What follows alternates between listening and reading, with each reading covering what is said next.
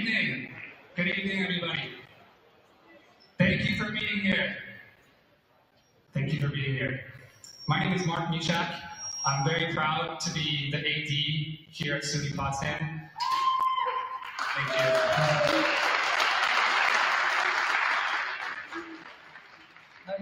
I appreciate that. Thank you very much.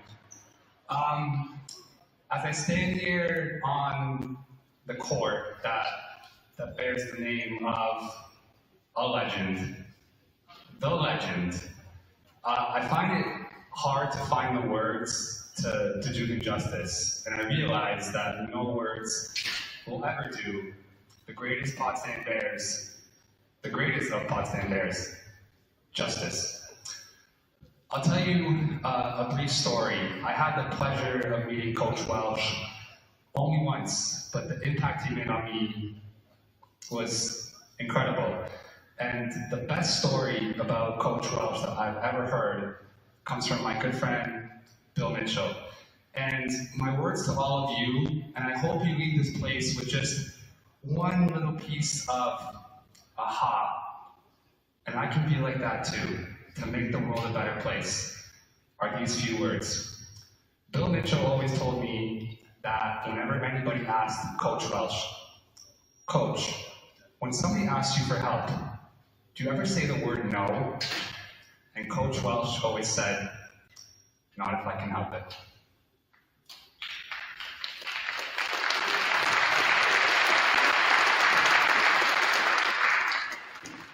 So again, I'm honored to be here to honor the greatest ever Potsdam Bear.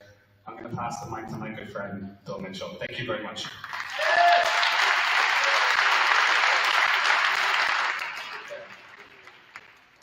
Thanks, Mark. 40 years ago, I'm going to give you some perspective. If you go out that hall and look at the 85, 86 picture, you're going to see me 40 years, 30 pounds, and a lot more hair ago. It's been that long. And I will tell you this, when I speak about this man, I want to do it justice. I hope I don't run over. I could go a long time, but I want you to get a sense of what it was like here in Jerry Welch Gymnasium. And at that time, it was just Maxey Hall, but this was his domain. You'd walk into a game, packed house, pep band, student section, his wife sitting right here with her friend Rose Cohen, Stan Cohen's wife. Stan was a longtime assistant for Jerry, for myself, and Sherry Dobbs, who followed me. Rose would be right here with her family.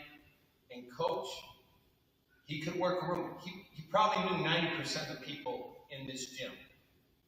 But when that tip went up, it was something to see. First basket of every game, toilet paper, both ends, rained down on the floor. I didn't buy a roll of toilet paper for 6 years.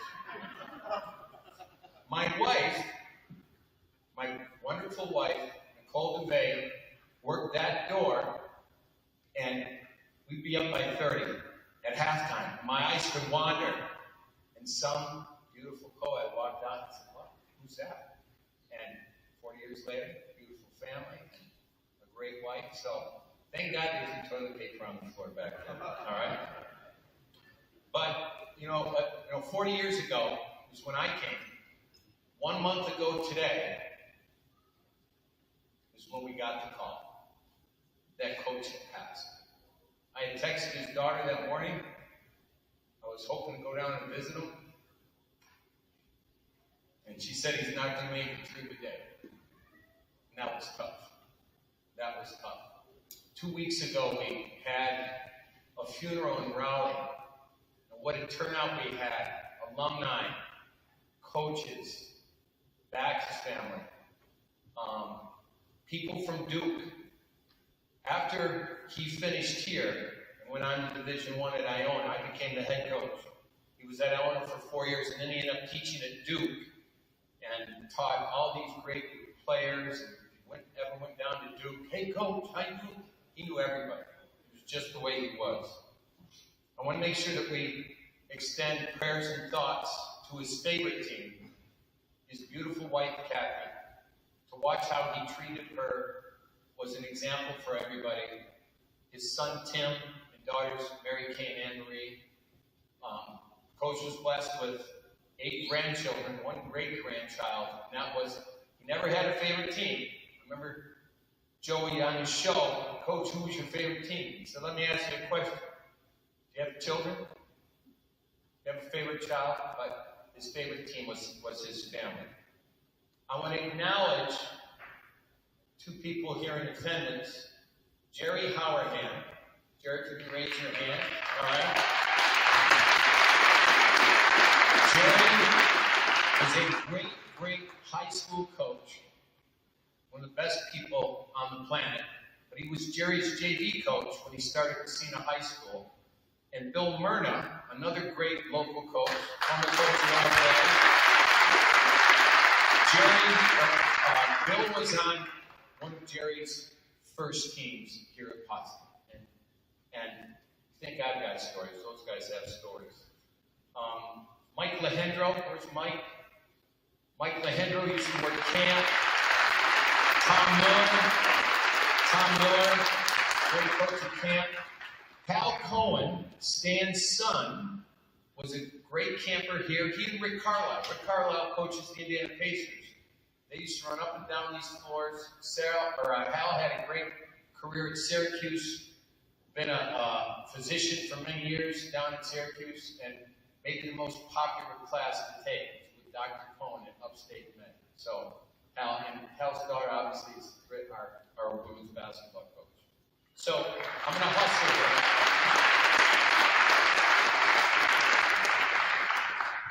So this home court was an advantage.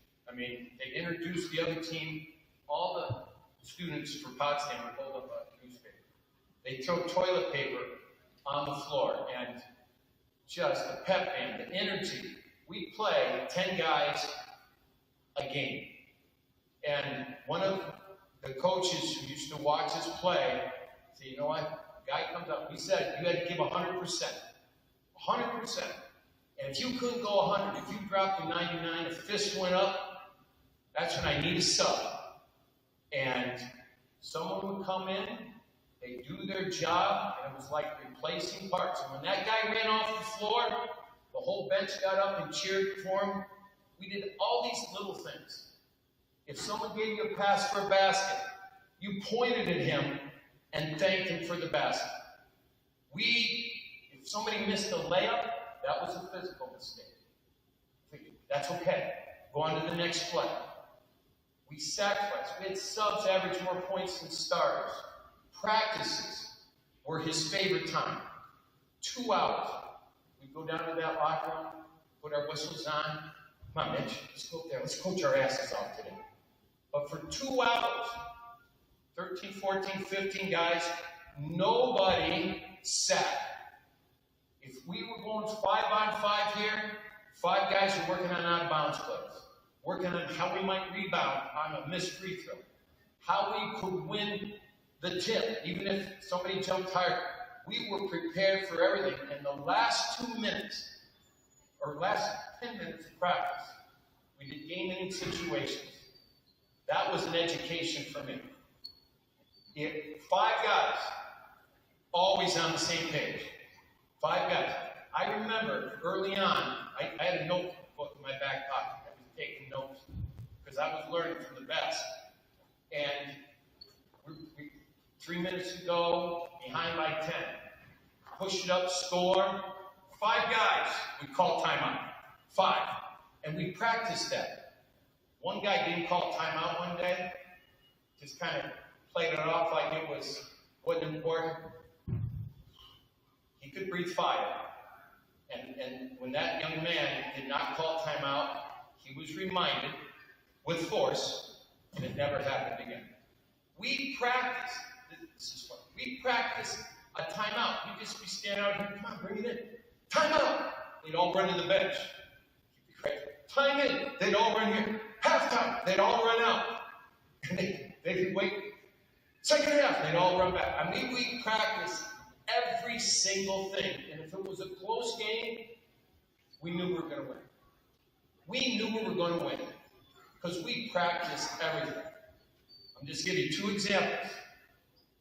Those two national championships, 1981 at Augustana. We're playing Augustana on their home floor for the national championship. Augustana shoots a free throw. We have a foul line fast break. Practice it every day, every practice, at least 5 minutes. We get that ball out and up the floor so fast, Leroy Witherspoon knocks down about a 40-footer to score and force it into overtime, and we end up winning the national championship. That foul line break was like tying your shoe. 86, we're playing for the national championship. We haven't had a close game all year. We're up by 14, this team's coming back. We're up by 2. We miss a free throw with like 20 seconds to go. We run this little free throw stunt where a guy goes to the other side, the guy loops around, he looped around, got it, pump fake, up, scored, got fouled and won. Because we had gone through it over and over and over again. And that was, he didn't know where his keys were some days, but he knew your name, and we were organized to the minute. As a person, Mark alluded a little bit, a living example of how to lead a full life. I used to tell people, what's a perfect day for Coach? He'd want to get here before everybody to set an example. I tried to meet him here. 7:30, he'd be walking down this hallway. And if nobody else was here, he'd walk, how are we going to beat anybody? He wanted all the other coaches to show up at 7:30 in the morning. But we get here early, get a lot done, we're fresh, have a great practice practice to the minute, and then that night go out and have a party. He knew how to have fun. He knew how to have fun. Believe it or not, President, this one's not for social media, but we used to go out and have a few beers with the players after the game 40 years ago. But he would always preach, it's not the use of alcohol, it's the abuse. And we're not going to abuse it. So, let me tell you this. And these coaches will tell you, all right? Will tell you. He had the best smile. You see the picture out here. If he walked in right now, he'd meet you, and immediately you felt like you had a friend. You know, he would, where you from, family, and that type of thing. And just, when he walked into a room, everything was better. It was just better. And I used to watch, how the hell does he do this? How does he do this? It's just who he was. Part of his fabric, his DNA. He never thought I can't. Here we are, little old Potsdam, New York. They played for the national championship 5 times. 5 times.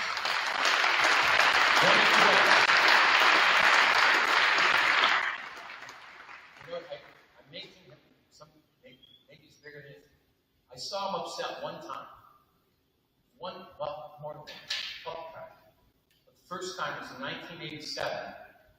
We had won 60 games in a row. 60. And controversial shot, came back. We're in the office that next week, and he's down. And he's a coach.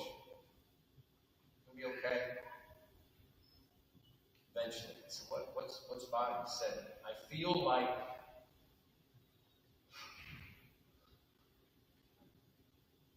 I let the whole North Country down. That's how much he cared about Potsdam.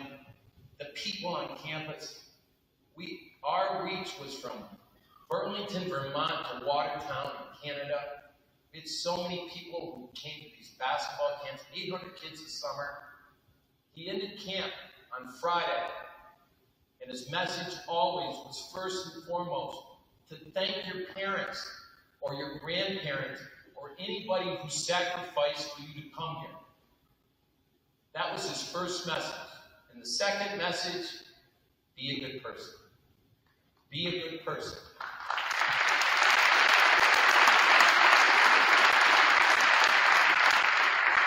I know I can keep going, but I'll try to wrap it up. But here's the last thing we'll leave you with. I got a chance to speak 2 weeks ago at the ceremony at his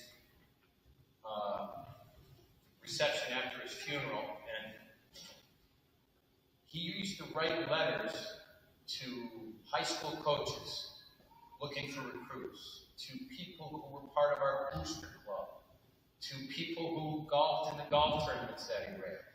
And he started every letter, dear friend. Dear friend. He didn't, he wasn't a mail merge looking perky. That's how he meant it. And so, like many of the letters from his office, I'm going to leave you with this. This was our letter to Coach. Dear friend, as he started many of his letters, we hope you, your family, and all your friends are enjoying a happy and productive year. For he and all his friends, I hope they're enjoying a happy and productive heaven, because that's what that guy is. We're celebrating you today with tears that quickly turn into smiles, stories, and laughter with the friends you enjoyed so much. That man knew how to have a great time. These feelings are going to last for a while, and I assure you will keep your spirit alive for a long, long time. Your words and deeds are forever imprinted in our memories. We will expect the best, believe that the only place success comes before work is in the dictionary, and know that anything is absolutely possible with the right attitude, belief in yourself, and the entire team being unselfish and not caring who gets the credit. He truly believed that we were at our best when we did things together.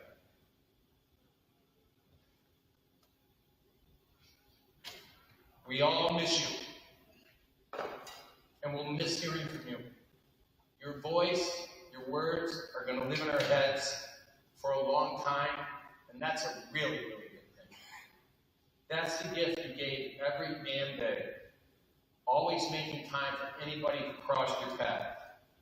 What can I do to help is something we all should, maybe we must carry on. We love you, Coach, and we know you love us right back. Thank you so much for showing us how to live life to the fullest. Until we meet again, your Potsdam Bear family, friends, players, coaches, and fans.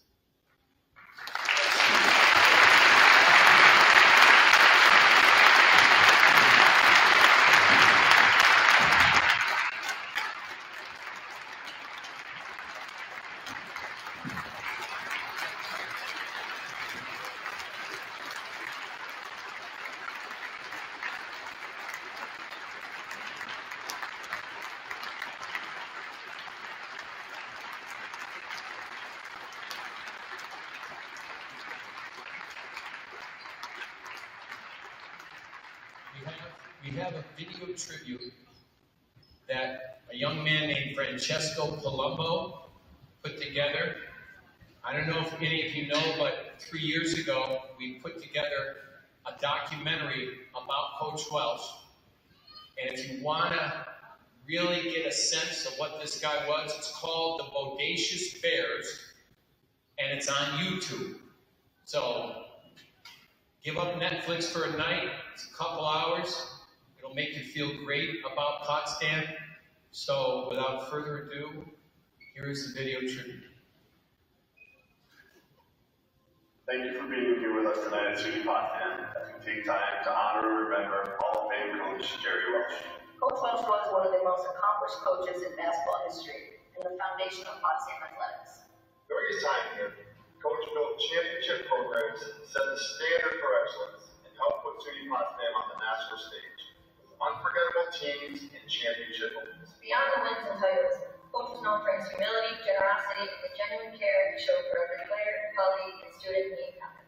His impact continues to be felt in his gym, across his campus, and in the countless lives he touched through the game of basketball. Today we celebrate Coach Welsh, his life, his leadership, and the legacy that will forever be a part of SUNY Potsdam. This tribute tonight is dedicated to Coach, forever a Bear, and always remembered for the impact he had on us all. Hello everyone, good evening, Rick Carlisle from the Indiana Pacers. Very pleased and honored to be a part of this tribute to Coach Welsh. I certainly go back a long way with him and son Tim, the family.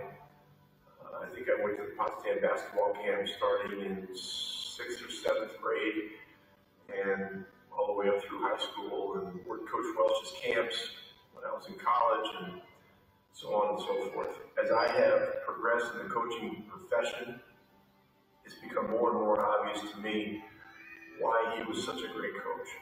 Great communicator, a great stickler and teacher of the fundamentals of the game, and a great intellectual curiosity to constantly evolve. And so he's proven it really now on multiple levels. As you look back at a great career, the teams at Potsdam State were iconic teams in the North Country at that time. Coach Welsh gave people in a very special part of the world something really special to get behind. And so the 2 national championships in the 80s, the undefeated season, I mean, that's legendary stuff. And all of us should have an even greater appreciation for that. Now, I'm one of many that has advocated for Coach Welsh to be in the Naismith Memorial Basketball Hall of Fame. I do believe it will happen at some point. I wish he could have been here to see that day and that moment. I do believe it will happen, and he's certainly more than deserving. So, once again, thank you for allowing me to be a small part of this great tribute to not only a great coach, but a great man and a great representative of Northern New York. Congratulations, Coach Welsh. Rest in peace, my friend. Sharing. Those 2 words describe how we try to make everybody feel that they were part of all the great things that had happened. SUNY Potsdam. No better prepared, more disciplined coach than Jerry Welsh. I mean, just not many better coaches in the history of our game, really. He was a good person to work with. He was probably the hardest working person that I can imagine. He would go 24 hours a day. Jerry Welsh was my mentor, and I learned a lot from him. He taught me what you need to do to be successful as a coach. It was great. It made me want to be better. I wouldn't change a darn thing. The North Country, as far as coaching camaraderie, and there's nothing like the North Country to coach him. And Jerry was a lot. And Coach Welsh was like the godfather of North Country basketball. He always remembered where he came from, what his roots were. He was always a very loyal person. He could be a 4th and 5th grade coach. He would treat everybody the same, and he took a really great interest in what we were doing for basketball, for the youth of the North Country, and he's just remarkable. When somebody says they love something, they cannot love it more than Jerry loved basketball, and it didn't matter of the level. He literally loved the game and teaching the game, watching others teach the game. He was a lifelong learner and teacher of the game of basketball. Very, very humble, outstanding coach. Very humble. As soon as I got the job, honestly, one of the first people to call me was Coach Welsh. And that just speaks to the type of person that he was. And he was just a tremendous, positive call. And he was so gracious and so excited that I was going to be the head basketball coach. So willing to help in any way that he could. All 3 things that have been said today, I'm not Coach Welsh. And I would have to go to truly bring a man who's an inspiration to us all. Coach, we love you, we honor you, with this for our life. It is really a thrill to to be with the greatest coach in the state and one of the best coaches in the country, I'm sure.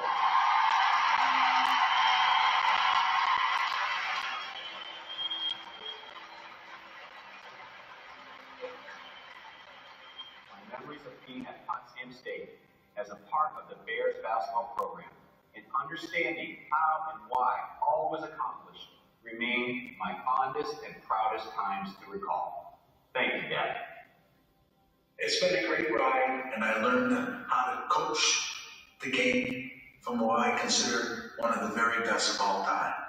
It's Jerry Welch, because he helped me become the person I am and the coach I was, and I always will be very appreciative to him for that. It's been an absolute honor to know this guy the way I have, and to try to be a little bit like him. I really admire him. Yeah, I think you can see him and talk to him. From the bottom of my heart, I thank you all.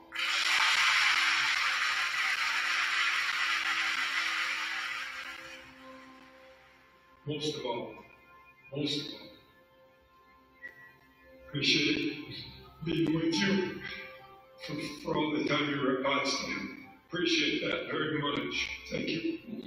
Thank you, Coach. Thank you, Coach. I love you. Love you, Coach. I love you, Coach.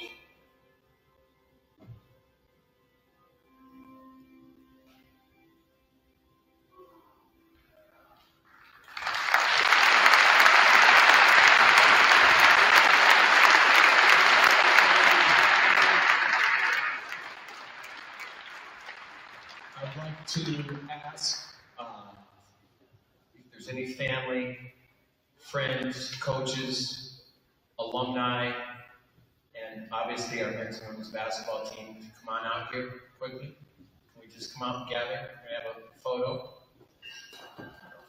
Coaches, Hooley, I'm giving you a break. You guys can come on out here for a quick second.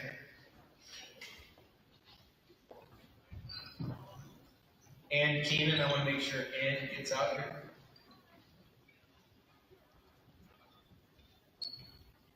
Nick.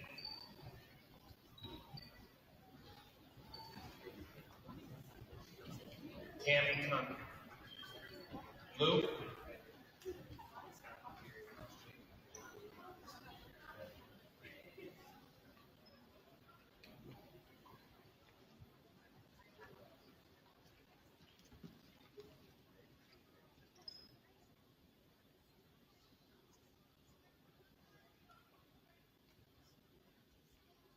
Before we take the picture, can we just all bow our heads for a moment of silence in respect to Coach Welch?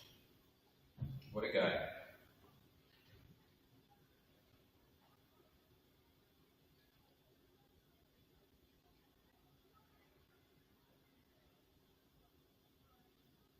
Thank you all. We're going to do a quick picture. Have we already done it?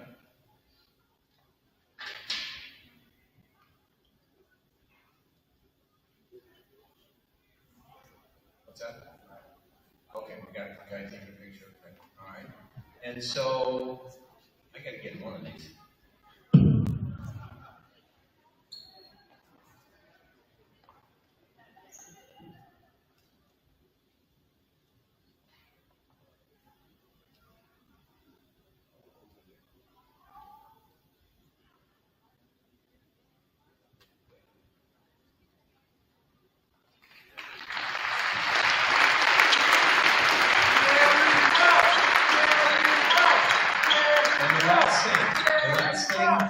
We have Coach Howerhan and Coach Myrna, with backups Coach Rion and Coach Miller, to unfurl a banner that's going to hang here forever in honor of Coach Welch, our friend.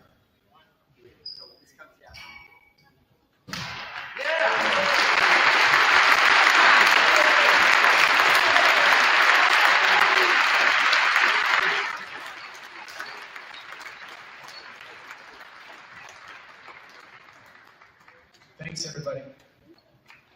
Jerry Wells!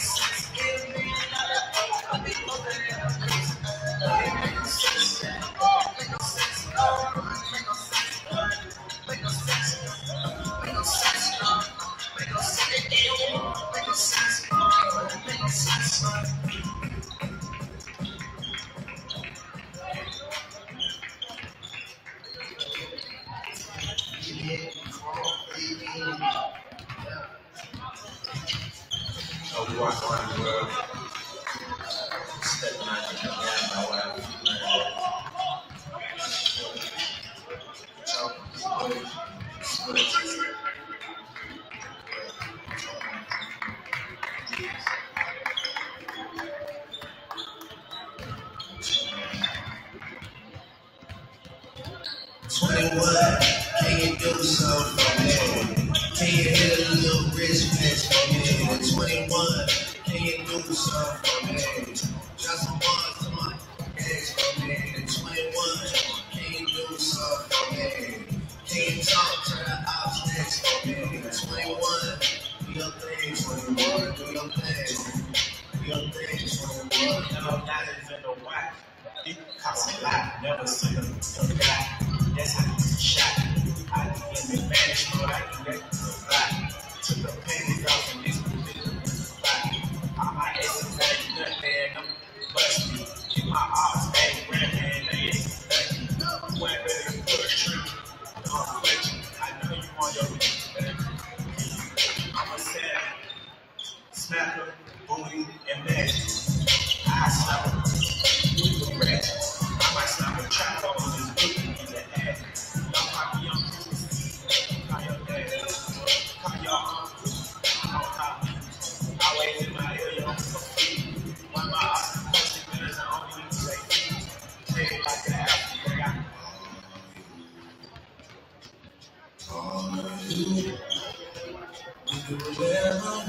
I'm talking to, this is not a gang CEO. I got you for you if I'm not working, girl. If I'm busy, yo, you can find you someone else to call. Anyway, you can get low. You can find you someone.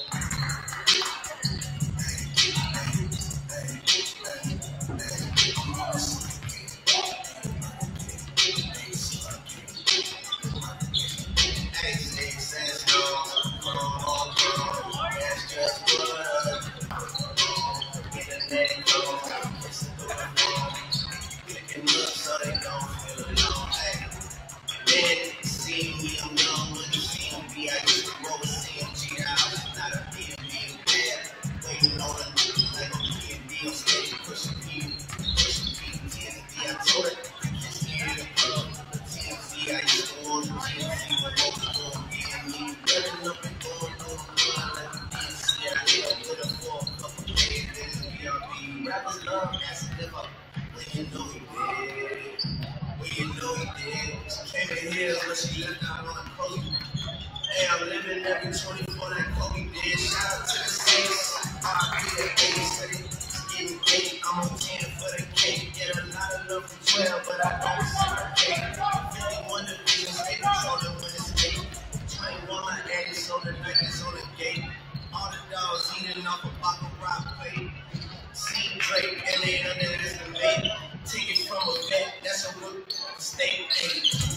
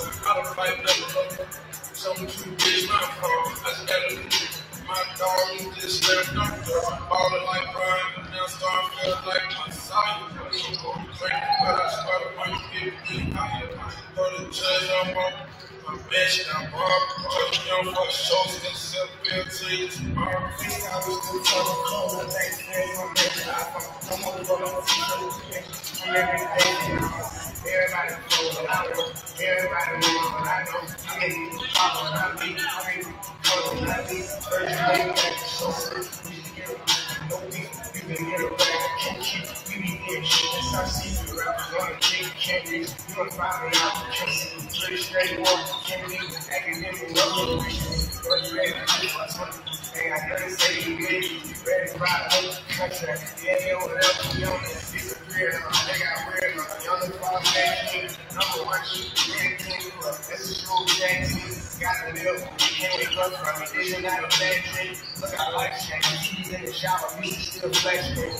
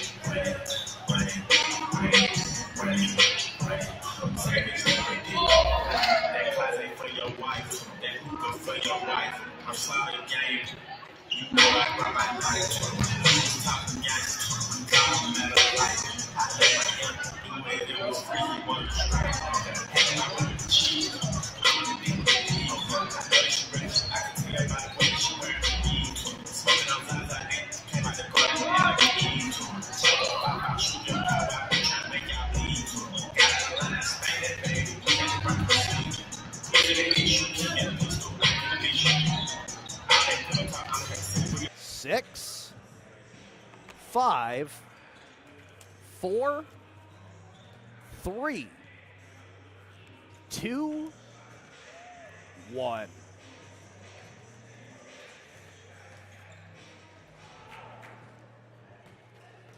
Good evening, ladies and gentlemen, and welcome to everyone listening on Mix 96.1 FM or watching the live stream on PotsdamBears.com through the Huddle fan app. Or if you are here for our first game, welcome back here at the Jerry Welch Gymnasium. We welcome you in here for the second half of our doubleheader in basketball. Now it's the men's basketball teams that will do battle. It is the SUNY Potsdam Bears versus the SUNY Canton Kangaroos.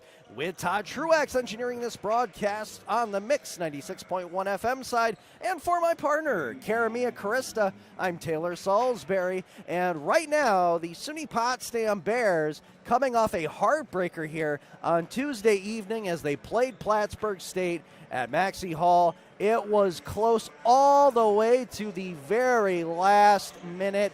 And afterwards, Plattsburgh State breaks a tie and beats the Bears by a score of 69-66. They're hoping to not only get their second win on the season here, but they are looking to snap a 4-game losing streak here against the Kangaroos. Absolutely. It's going to be an excellent matchup here tonight as the Bears come in looking to defend their home court, and the Roos look to upset and continue on with this streak here. We'll take a look here at the overall SUNYAC rankings. Of course, you have Oneonta and Cortland leading up in the top two, but more towards the bottom seed, you have Canton in the second to last spot with a 2-9 record, and Potsdam sitting in the last of the conference with 1-9. So again, a close matchup, and if Canton loses tonight, they'll go to the bottom slot. Potsdam looks to win to move up to the second to last, and the rankings could be affected here tonight. And in terms of the Kangaroos, they also had themselves a little bit of a skirmish over the week on Tuesday as well. I do believe that they lost their game as well. Looking back here at my stat line that I had for the out-of-town scoreboard on that night, I do believe they did end up with a loss as I run back here quickly. Yes, they lost to SUNY Oneonta at home. It was a 79-60 game. So both of these teams are able to keep it very close in terms of the entire game played. And SUNY Potsdam, again, looking to bounce back after a thriller here last Tuesday. As we will have the horn, and now we will get the usual script from the stat table. We will take a brief moment here to listen to the national anthem, and then we'll come back with your starting lineups for both teams and get this men's basketball underway here at the Jerry Wells Gymnasium.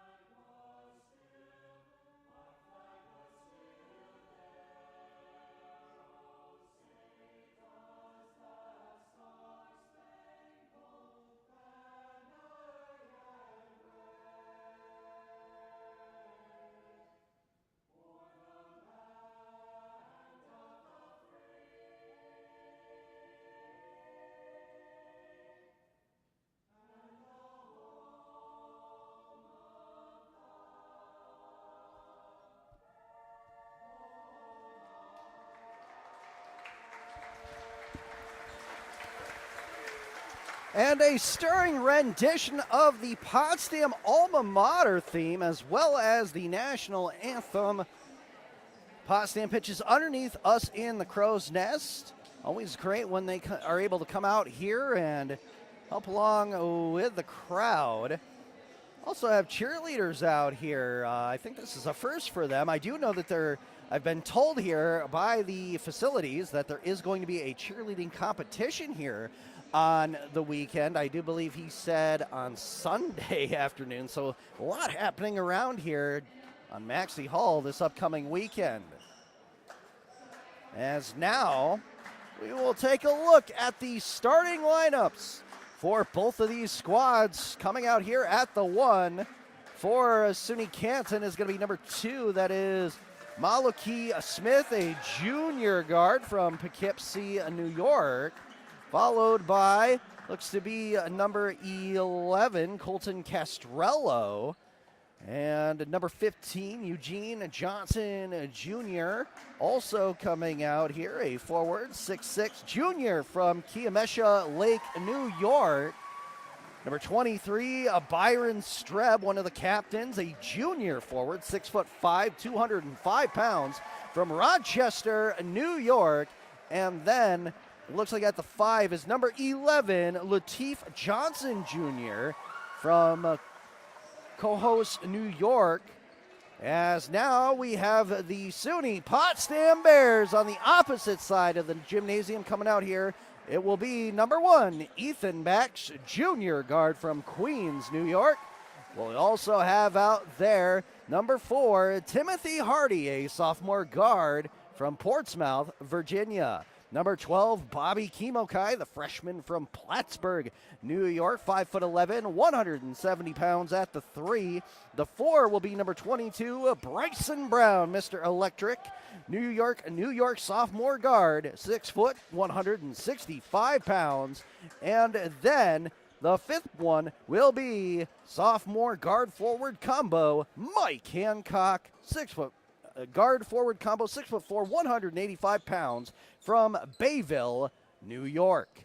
The Kangaroos are coached by Dylan Cycle. The assistant coaches are Zach Denisha, Mike McQuaid, Tim Cycle, and Nolan Perro. And for the Bears, head coach Jim Bechtel in his 10th year. His associate coach is Eddie Cross, also in his 10th season with the Bears program. Other assistant coaches are Kevin Baksh, Austin Brooks, and Mara Vaquero. And if you are watching on the live stream at PotsdamBears.com and the Huddle fan app, SUNY Canton in the navy blue uniforms with white stripe and gold trim. The Bears are in the home gray uniforms with maroon and white striping. Here's a shot by the Kangaroos. The first one is no good and brought down by Hardy on the rebound. Brown gave it to Kimokai. His shot misses barely and is brought down. Quick as a flash, coming back the other way are the Kangaroos. No dice on that layup from Jadir Reese, a sophomore guard. Ball went out of play and he will receive it from the official. Still no score. We're about a minute in here to the first half, and uncontested that time is Reese, and that will give us our first 2 points. What a look down low, and they managed to get the first 2 on the board. Ethan Baksh. Kimokai gets the pass and then pitches it back. Baksh, spin move, trying to get away from Streb. Can't do it as he's smothered like butter on rice. Foul will be called against Canton.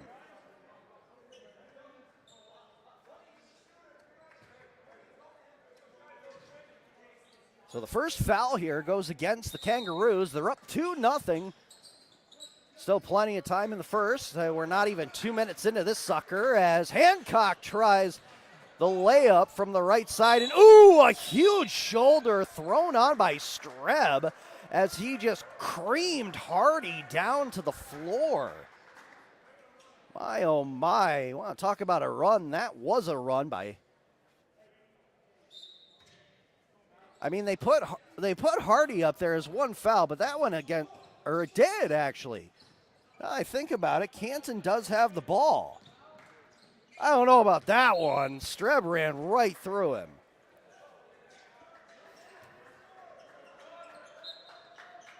Ultimately, SUNY Canton does throw the ball away here, and Potsdam has a chance to tie this one back up or take the lead by 1. However, that's stripped away from Brown. Coming back is Reese. Hancock gets a hand on Reese, and that results in the first against number 13 in gray and maroon.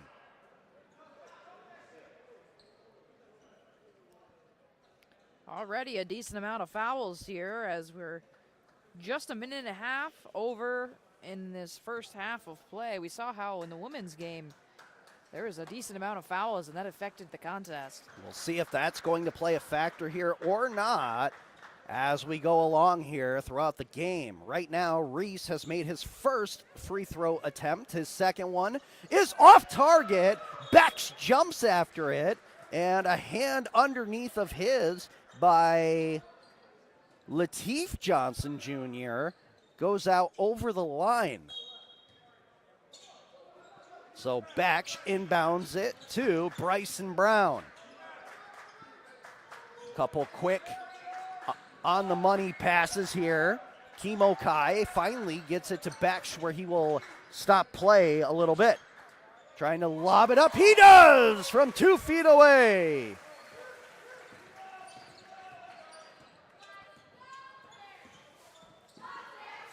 SUNY Canton back down here on the left side of the Jerry Welsh Gymnasium. After this three-pointer, ooh, sunk by Quinn. Nothing but nylon. A beautiful shot from the top of the key. We hope that you were able, if you were watching the live stream, you were able to see, oh, what another good shot by Bex as he avoids the pressure. The honoring of Jerry Welsh here between the games. It was a very stirring hour-long ceremony, I will say. A great video package and a wonderful banner here that will now sit right in between the basketball championships that he won in 1981 and 1986. And you gotta, hey, be impressed with those records too. 81, 31-2, and in 86, 32-0. And now my question is, we've officially run out of room for banner space in this gymnasium. Absolutely not. There's plenty of banner room here on the other side, and there's also some over there. I meant from the dangle. Oh yes, from here, absolutely. Yes. But there's plenty of room over there next to Warren Potter, a former broadcaster, one of our co-broadcasters from last year being honored.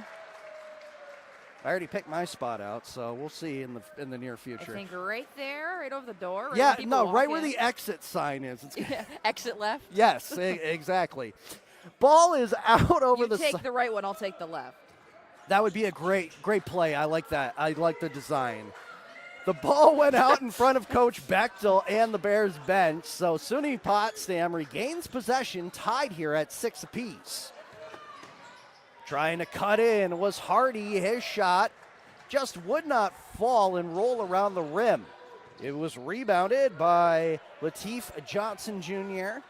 There are 2 Johnson Juniors on this team. They don't look to be related. And there's also 2 Sullivans for the Canton squad. Those 2 are brothers. Ball went out of play here underneath us in the crow's nest. So Bryson Brown will look for the outlet pass, and he does find Hardy with one hand as he tries to cut into the paint. No dice. He is cut off. And now trying to get over Streb was Beck. Could not on the first time. Handles it. Got it back to Hancock. Swish from deep for Hancock. And that 3 will give SUNY Potsdam the go-ahead lead. Absolutely textbook execution there as Canton looks to return the favor. Hardy swats that one out of the hands of Siddle at the last minute. Seidel, excuse me. And another three-point shot this time by Mr. Electricity, Bryson Brown, is no good. However, there is a rebound here thanks to the tip by Batch. And now he has that one pickpocketed by Quinn. And it looks like the ruse will be called last on the touch there. Batch will throw this one in for SUNY Potsdam. 15 minutes and 16 seconds remaining here as Hancock, nifty move, gets around his defender, tried to take the hook. However, he will get the foul against Quinn.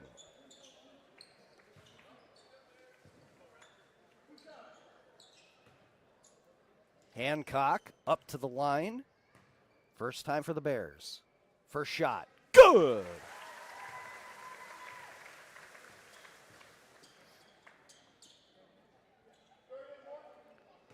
10-6 for the Bears. The second shot in there and good again as Hancock is 2 for 2.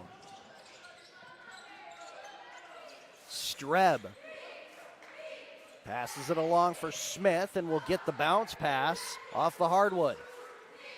Quickly, it's moved around to the left corner of the arch. Coming in there on the telegraph of the pass was Bobby Kimokai. Nicely done. They will call a travel here against Baksh as he was being pressured from behind by Streb.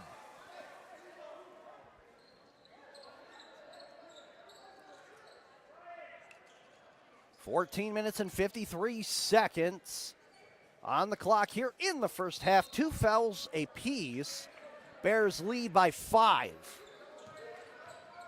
Streb received that one, trying to come in. He cut through the defenders. One of them got a piece of him for the foul. We'll see if it's either Kimokai or Brown.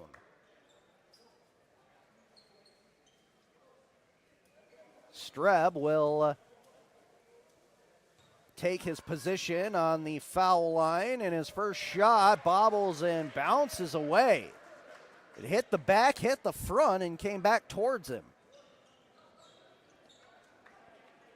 Meanwhile, that first foul was against Bryson Brown as the Bears will switch up here personnel around the key. Looks like Hancock and Hardy switched up, and Baksh took out Kimokai. The second shot is successful that time for Streb.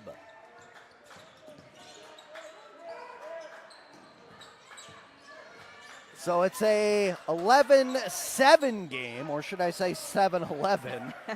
Streb takes this one down all the way to the middle of the court, lost control of it, and they will say it was a little bit too much physicality on him by Brown.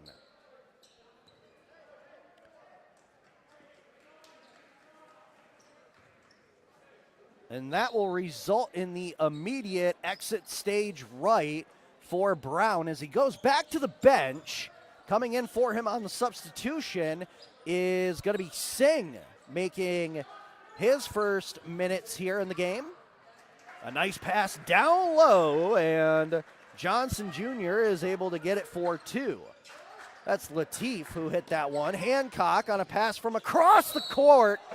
His shot no good, and it's knocked out over the line underneath the basket. Looks like it still will be SUNY Potsdam's possession.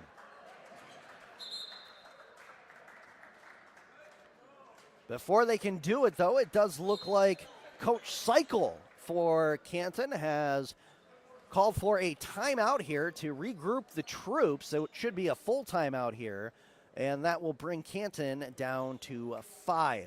14 minutes and 12 seconds remaining in the first half as SUNY Potsdam leads SUNY Canton 11-9.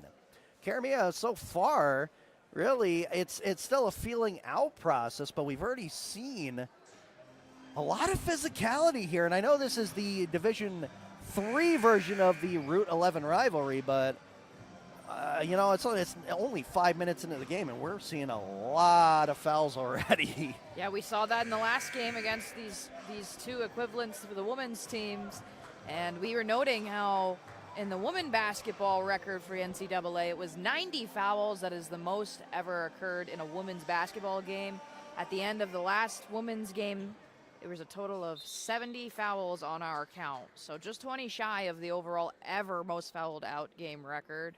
Most fouls occurred, I think is a better word, I should say. And it's funny because the game flowed. The first game flowed. It wasn't like we were taking our sweet time here in that first women's game. And still, to think that there were 70 fouls, that's so impressive that they were able to get that many in such a short time. It's a potential of 140 points if everybody would have been 100% from the line. That's a lot of points in the game of basketball, and that's a lot of fouls. And like you said, physicality.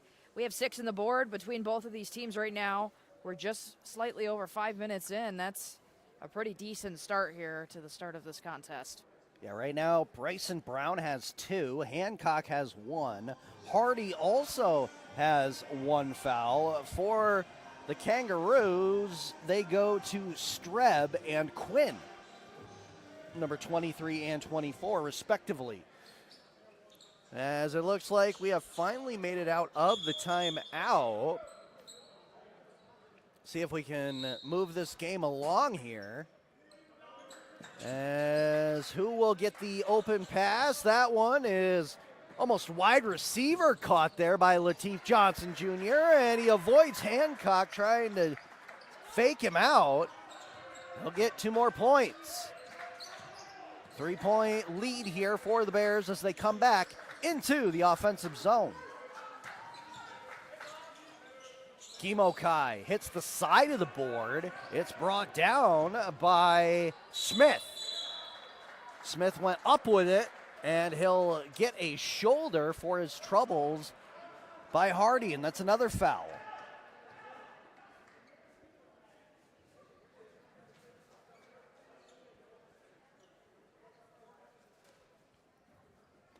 So here's the first 2 for Smith in the contest. Malachi Smith with his first shot, and it's good. As we mentioned, he is a junior guard from Poughkeepsie, New York. 5'10", 165 pounds. And he will get ready here. He actually took the lead on that first shot, and the second shot will now make it a 2-point game. Great showing there. As Hancock somehow through traffic got it to Kimokai. He airmails the 3-point shot. Here he reloads. That one also airmailed on the front of the rim. Coach Bechtel already getting new people up for the rotation as he is not happy with what just occurred there. This is Jalen Singh, senior guard for the Bears, to Hancock. And he will leave this one on the drive-by pass for Connor Bastido. Back to Hancock. Bounces off the defender and makes the 2-pointer. Give an assist there on Hancock's shot to the glass. And now broken ankles as Baksh is outworked by Lateef Johnson Jr. for another 2 points. What a deke there by number 11 in navy and white. Singh can't do anything there as he's smothered by 2 players. Jump ball. And now the officials are going to come together.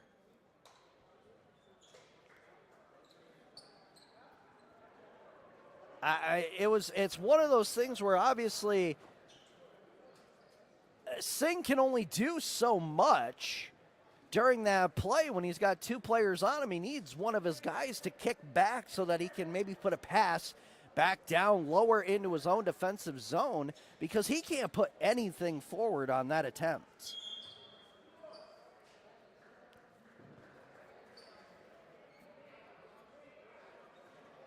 So after about a 45-second to a minute discussion here, it looks like it will be Canton's ball right in front of the statistics table.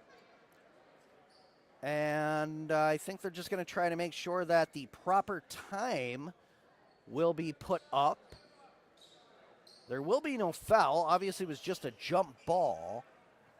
There is a little bit of discussion from Coach Cycle.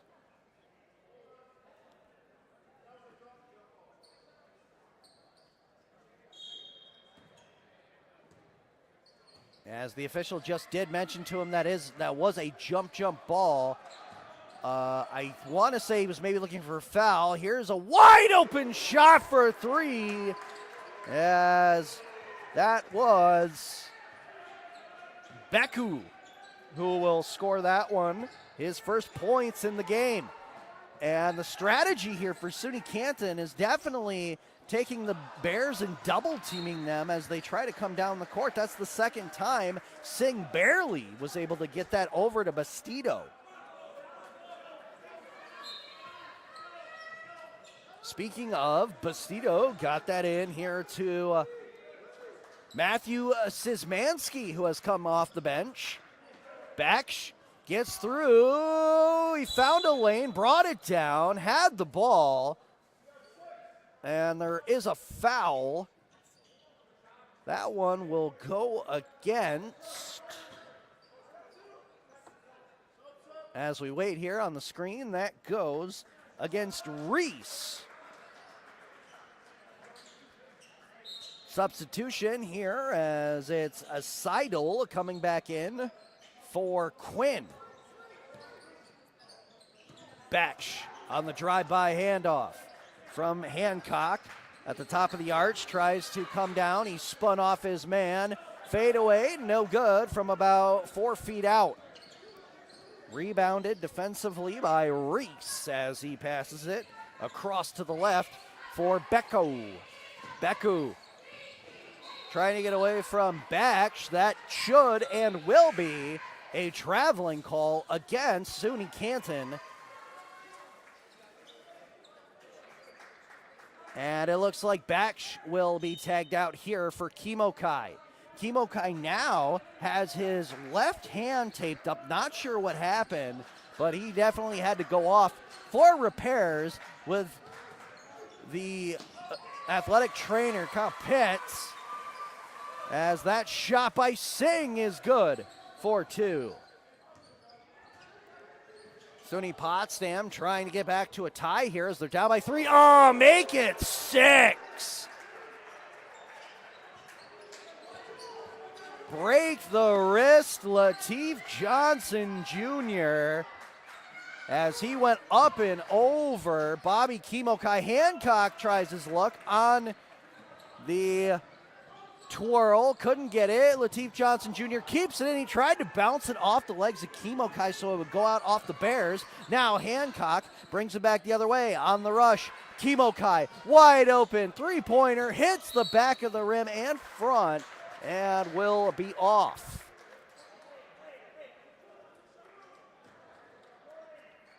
That's an offensive turnover against SUNY Potsdam, as now it's 21-15 Canton.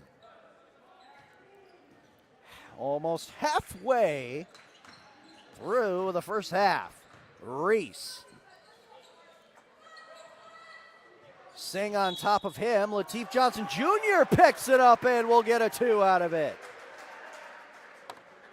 He'll also get an and 1.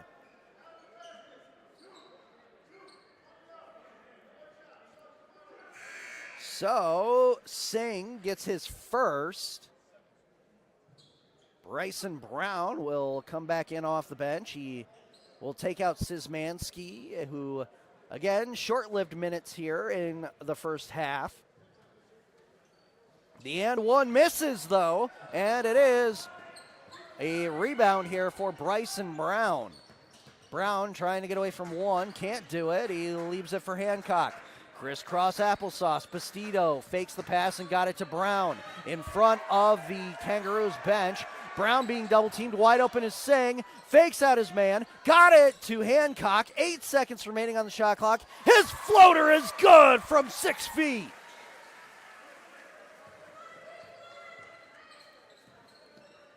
As Hancock now has 9 points. 23-17 as Canton will work it around down low in the paint. Lateef Johnson Jr. keeps it alive for the Kangaroos. Kicked out, faking out Hancock, and Bastido there was Seidel. However, he could not finish the play. Hancock down the middle lane, got it to the left. Singh in, it's good for 2, and he gets the and 1. I feel like Singh heard "I Believe I Can Fly" in his ears as he went up with that one from the top corner. That was a graceful shot towards the net. Still very close here. Bears down by 4 as they have an opportunity to make this a 2-point game. That foul went against Nastasi. And Singh comes up with the and 1. We're back to a 3-point game.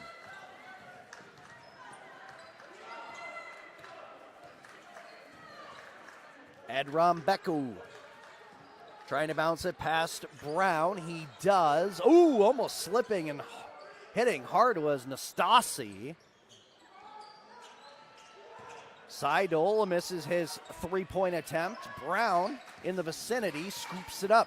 Bastido will try to go diagonally across the Jerry Welsh Gymnasium. Bastido fakes the three-point shot. Nice handwork there as he was being pressured by Streb.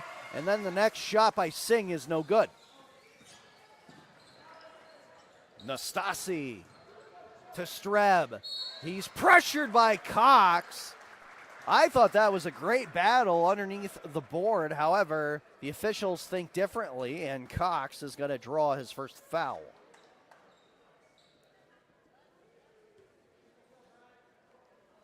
Streb at the line here. He is 1 for 2 currently. Here's the first shot. That one rolls in off the front of the rim. Good.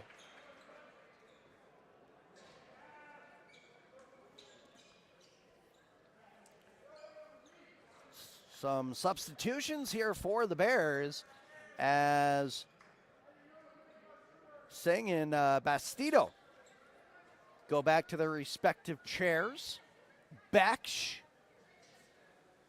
and Kimokai back in here. The second shot is good for Streb as he took his sweet time, but it was effective. Brown wide open to Baksh. On the sideline, far side, three-pointer from deep, no good as it hits the top of the glass. And that'll be a turnover here offensively again for SUNY Potsdam. And even though this is a 5-point cushion here for the Kangaroos, Karamia, I mean, we're looking at the scoreboard right now, 7 fouls against the Bears. I don't think it should be this close right now. Absolutely not. It should definitely be a lot bigger than what it is, and Canton's looking to get something going now. Seidel gets away from Baksh. However, the shot by Reese is no good. Hancock almost had that one swatted away from behind. He didn't notice Reese coming back. Cox, that three-pointer, as he puts up a brick. Across to Reese. From left to right, across the court. That one's kicked out. Streb, no good from three-point land. Baksh brought it down as he leaped about 3 feet in the air. Kimokai is going to let it fly. It's good from downtown.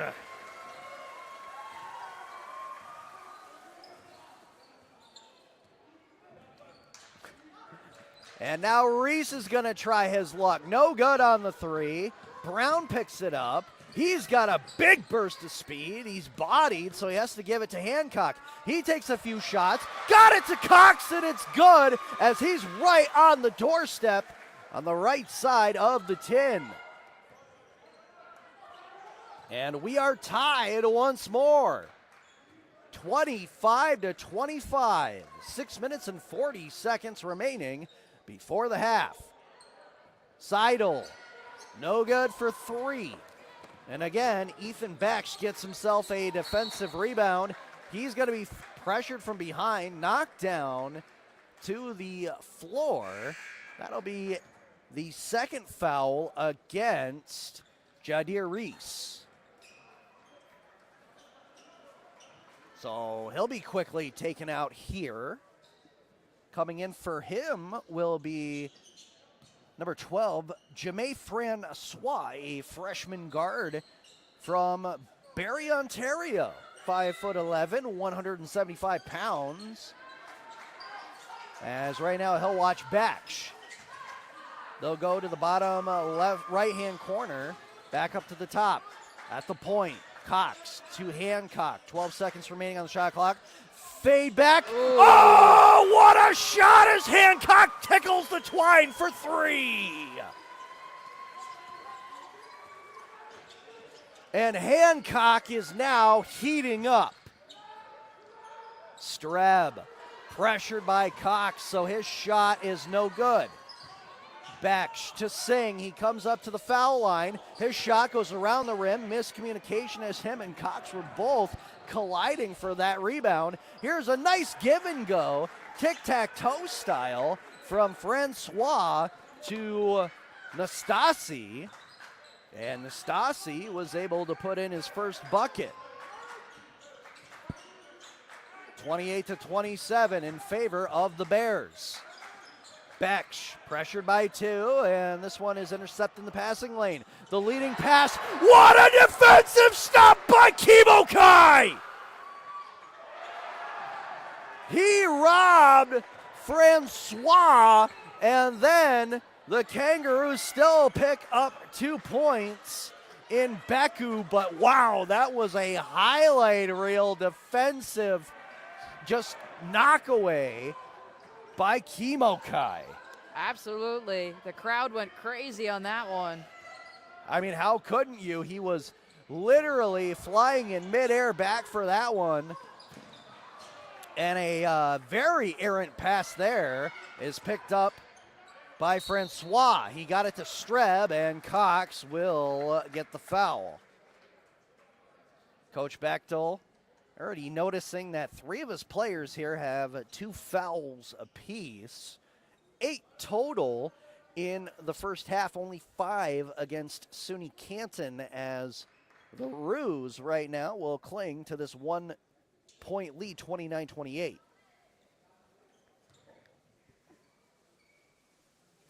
Streb's first free throw there is good. 1 more to go as Brown and Hardy are back in. Cox and Baksh to the bench.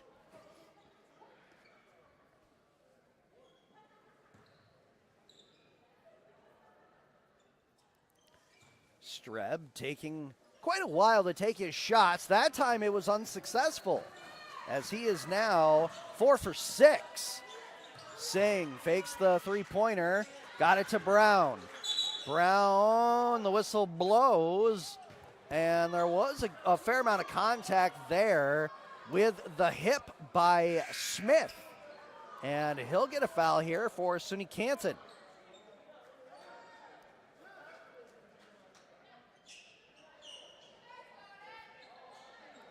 Coach Cycle has taken Streb out here as he has gone back to take a short breather on the bench. So this is a golden opportunity for the Bears with Streb out to get something going here offensively. Hancock, it's good again!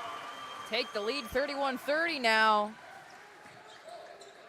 Hancock is fuego. The ball bounces around 3 or 4 times that time, as it was Eugene Johnson Jr. getting the basket for 2. Canton takes back the lead by 1. However, the pass, Hancock to Singh.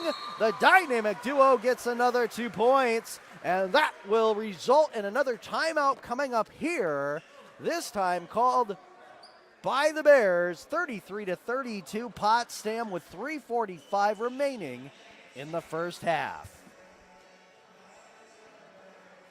What a great play back and forth. It hasn't been a very slow contest.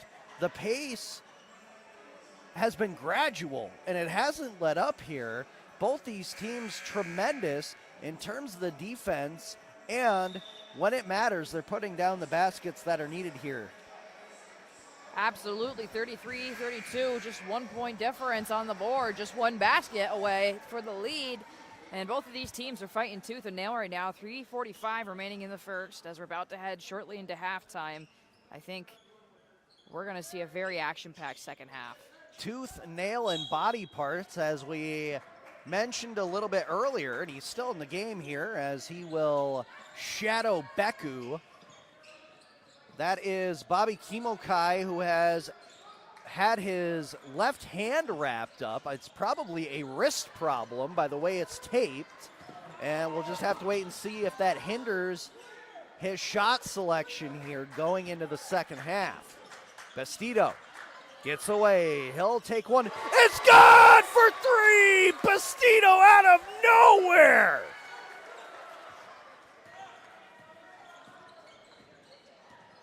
That is the third or fourth three-point shot in a row here for the Bears on their offensive possessions. Absolutely, and whistle blown, but what I was going to say is a 4-point lead now for the Bears. They're looking to try to pull away now. However, they did just take a foul, as that will go against Kimokai. However, that is only his first of the game. It does, however, bring Beku back here to the line. Actually, this will be his first two. First shot, successful. One more to go. Kimokai, the only offensive attacker behind.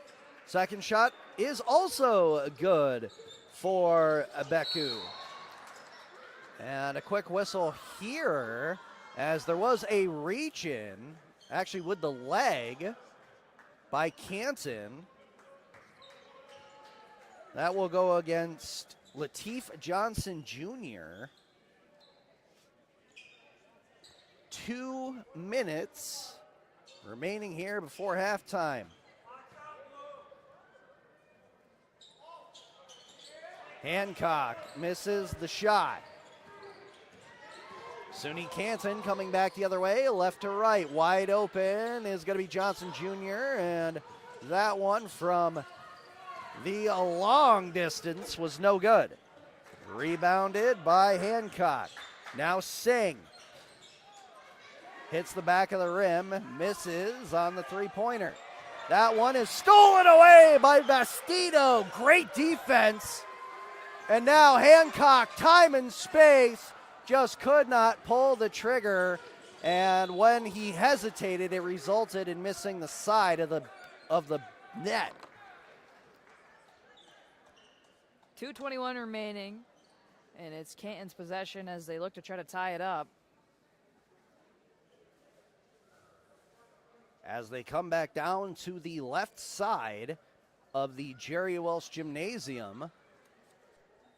Coming up to the line again will be Lateef Johnson Jr., who had an and one and missed it.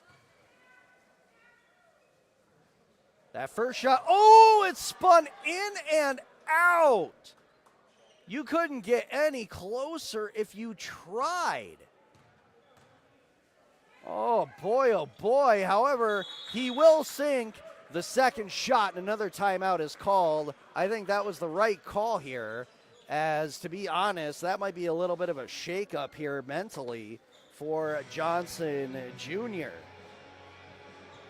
As now we have 2 minutes and 21 seconds remaining before our halftime. 36-35, Bears in the lead. 10 fouls for SUNY Potsdam, 7 for SUNY Canton. 17 overall in the first half of play. That's a lot to be going here, and we can see some of our leading scorers as Hancock for Potsdam and Johnson Jr. for the Roos. As you see, a few people with 2 fouls and a few with 1 as well. Nobody's hit that 3 mark yet, which is good. You don't want to see that early on, but like we mentioned before, it'll be Canton a double bonus, the Bears in a bonus, and it's going to be coming down to the foul shots here at the end if this stays this close. Bastido will inbound this one to Singh. Singh looking for an open receiver and finds Kimokai. Hancock will backtrack, and Kimokai now has it. It's good for 3. What a dish!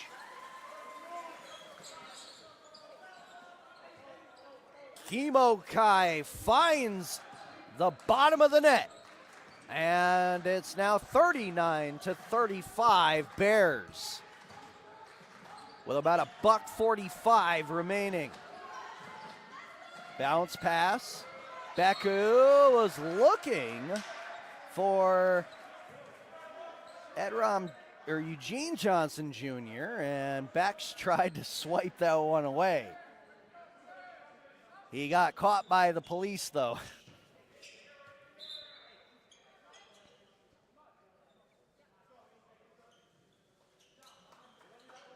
Actually, the foul went against Johnson Jr.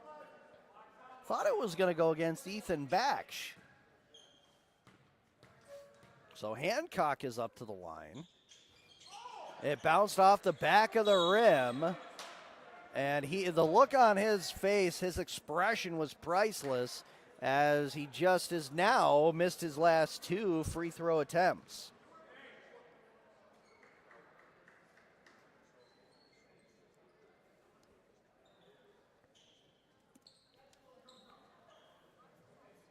Kimo Kai will get another foul there off the rebound, and the first shot is good for Beku.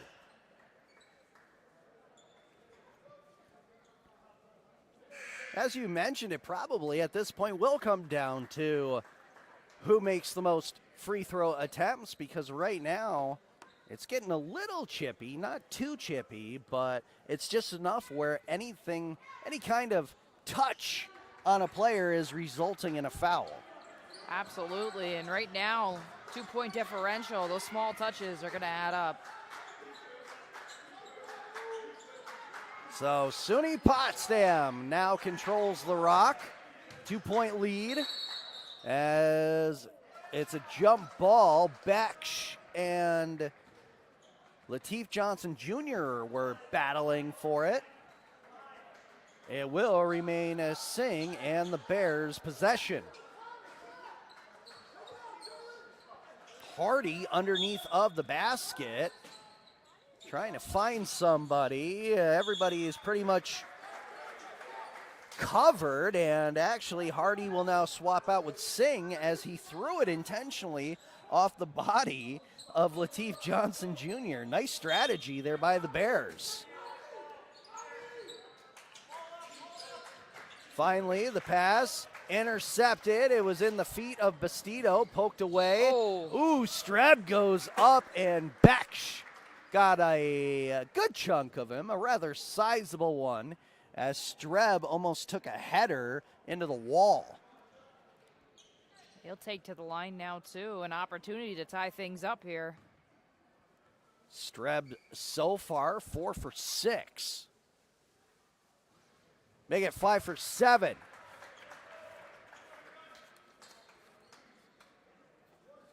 As he will now make his way up to the line to tie this up. Can he do it? He does. Streb makes it 39 all. And let's see if the Bears can answer back in a hurry. Singh to Baksh.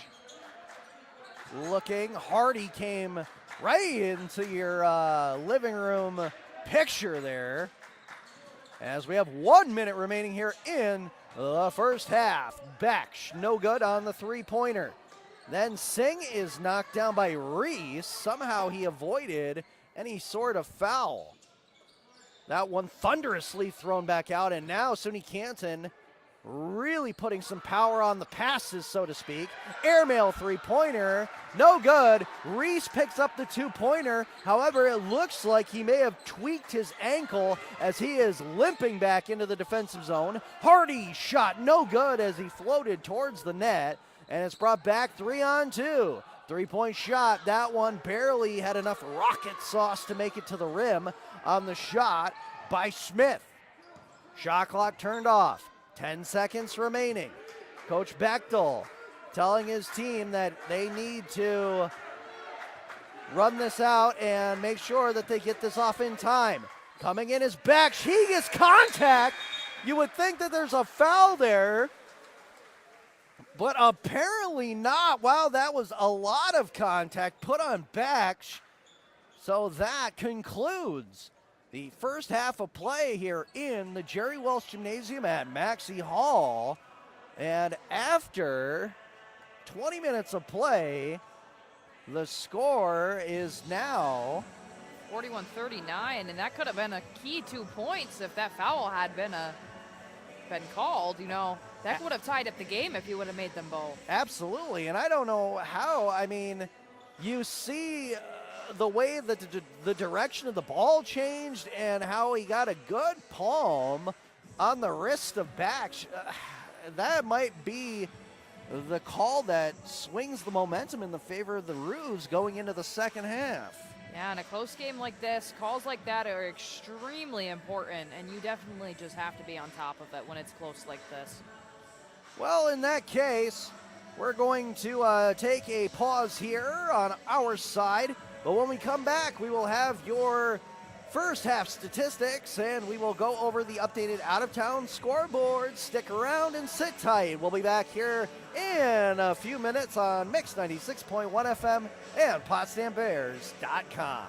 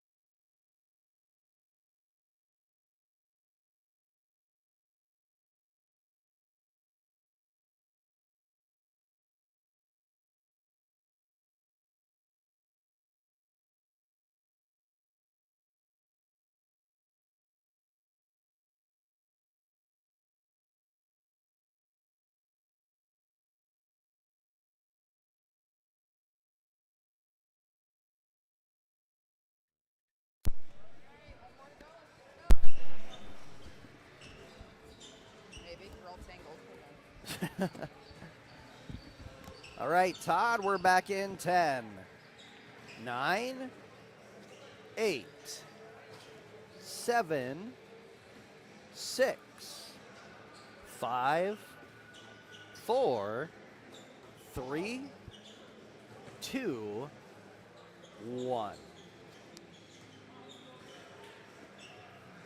Back here, ladies and gentlemen, at halftime in the Jerry Welsh Gymnasium here at Maxey Hall in our second game of 2 on our Friday basketball doubleheader in men's action. Currently, the score is the SUNY Canton Kangaroos 41 and the SUNY Potsdam Bears 39. With Todd Truex engineering this broadcast on the radio side in Mix 96.1 FM, and for my partner next to me, Karamia Krista, I am Taylor Salisbury, and Karamia, in that, especially at the end there of that first half, thought that there should have been a foul called, and that would have brought back to the line, possibly tying up this game. A lot of physicality in the first half has resulted in a lot of free throw points for both of these squads. Absolutely. Tight-knit score here, 41-39. And let's take a look at these statistics. 15 for 40 for the Bears tonight. 12 for 27 for Canton. As for three-point shots, 3 for 12 for Canton, 6 for 15 for the Bears. 14 for 19 for SUNY Canton, 3 for 5 for the Bears for a free throw. That's a lot of free throws tonight so far for both teams. 22 rebounds for Canton, 20 for the Bears. As for turnovers, the Bears have had 7 and the Roos 12. And some of our favorite statistics to point out, points off of turnovers. It is the Roos scoring 12, the Bears scoring 9, 6 second chance points for SUNY Canton, and 3 for Potsdam. Pretty much through the whole stat line, it's very evenly matched. These two teams, only 2 points separate them, and this second half should be a dandy here. As you mentioned it earlier, very electric here in the building. I can definitely feel the spirit of Jerry Welsh here in his gymnasium for this men's basketball contest. As now we will take a look at the updated out-of-town scoreboard. SUNY Potsdam's women's hockey team was defeated 3-1 at number 15 ranked Plattsburgh. The men's hockey team, also on the road at number 4 ranked Oswego State, were defeated by a final score of 9-3. The Kangaroos women's hockey team squeaked out a win against Oswego on the road, 1-0. The men's hockey team was at number 11th ranked Hobart, number 1 in the SUNYAC, and they end up losing to Hobart by a final score of 5-1. The St. Lawrence University teams, women's hockey lost 2-0 to number 8 Princeton. Women's basketball wins over Vassar College at home, 68-59. The men's hockey team was about to finish up the third period of play versus Quinnipiac over at Appleton Arena, and they were getting pummeled 7-0. And the men's basketball team, no score yet from their game against Vassar College. The Clarkson Golden Knights women's hockey team picks up another victory against Quinnipiac, 4-1. The women's basketball team defeats Bard, 53-42, the final. The men's hockey team loses, I believe it was a loss to Princeton. I think I flip-flopped the score here. 3-1, the final in that one. And the men's basketball team is leading Bard currently as we speak. In SUNYAC men's basketball, Oswego State defeats Plattsburgh State 84-60. Fredonia will lose by 1 point to Buffalo State, they're at the half, 49-48. Cortland leads Oneonta 63-54. 3 minutes and 19 seconds remaining in that contest. And New Paltz leads Morrisville 81-71 with a $1:13 remaining in the second half. Also have a few finals here in women's SUNYAC play, as Plattsburgh State will beat Oswego State with a final score of 76-64. Buffalo State edges out Fredonia 69-64. SUNY Cortland defeats Oneonta by a large margin, 62-39. And New Paltz will beat Morrisville by 20, 65-45. As we're back in play here, Streb with the pass there to Johnson Jr. However, his 1 and 2 attempts were no good off the rim. SUNY Potsdam came back quickly and lost the ball, and then a finger roll up and in. Picture perfect that time for Lateef Johnson Jr. One of the leading point scorers here for the Kangaroos in that first half.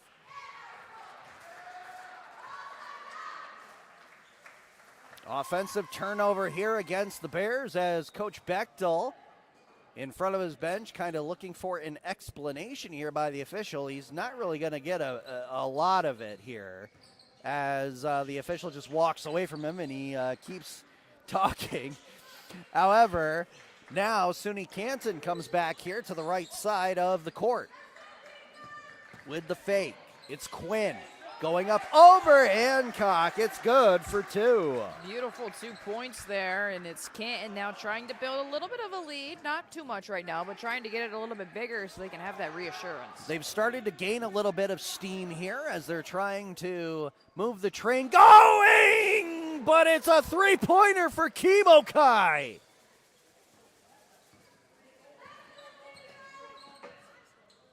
What a way to answer back for the Bears. Kemokai with a 3-pointer.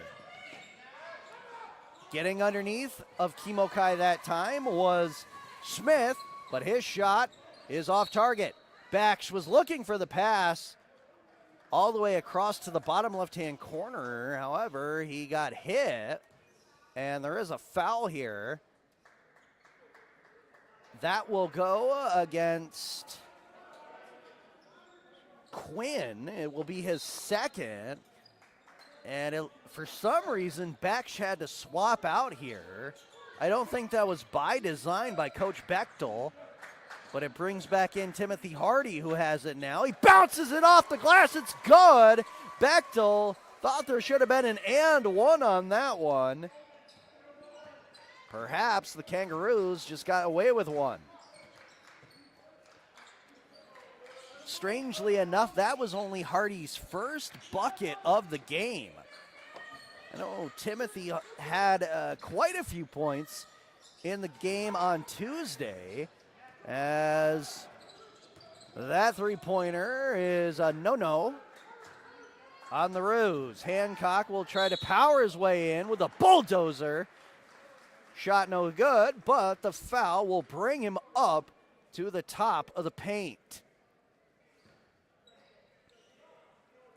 Hancock so far, 2 for 4. That's a third foul against Smith as Hancock lets it go. It's good. And we are tied once again, 45 apiece. Hancock to regain the lead. There's the delivery. It's good! And a quick timeout call here. Oh, no, not a timeout, a substitution. As checking back in will be Beku for Smith. 46-45 the score, but plenty of time left on the clock here for SUNY Canton. That was a reach in, but it looks like Kemokai made more contact with the ball than he did the body. And then on the second try, Brown knocks it out of bounds in front of the Kangaroos bench. Streb into the paint. Easy shot there from literally right underneath of the net for Johnson Jr. This is Hancock. Top of the arch at the point. Singh on the right side. Gave it back to Hancock, and now it's Hardy on the left. Back to the center and the left corner. Bottom left-hand corner as spinning away is Hancock. His shot goes around the world and bounces away. Few bodies on the ground. Looks like it was made by Bryson Brown. That's his first 2 points of the game, and he will get the and one. Didn't even notice that. I was too preoccupied by the multiple bodies that were on the ground. Quinn gets his third. Brown on the and one. Spins it enough to make it go in.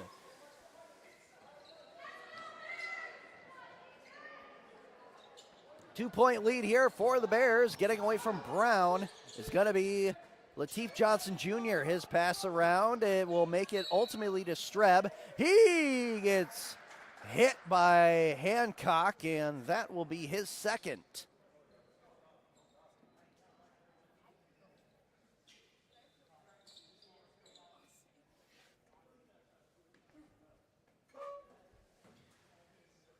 These are the first two attempts in the second half for Streb, as with the release, he makes the first one as that one rolls down the drain.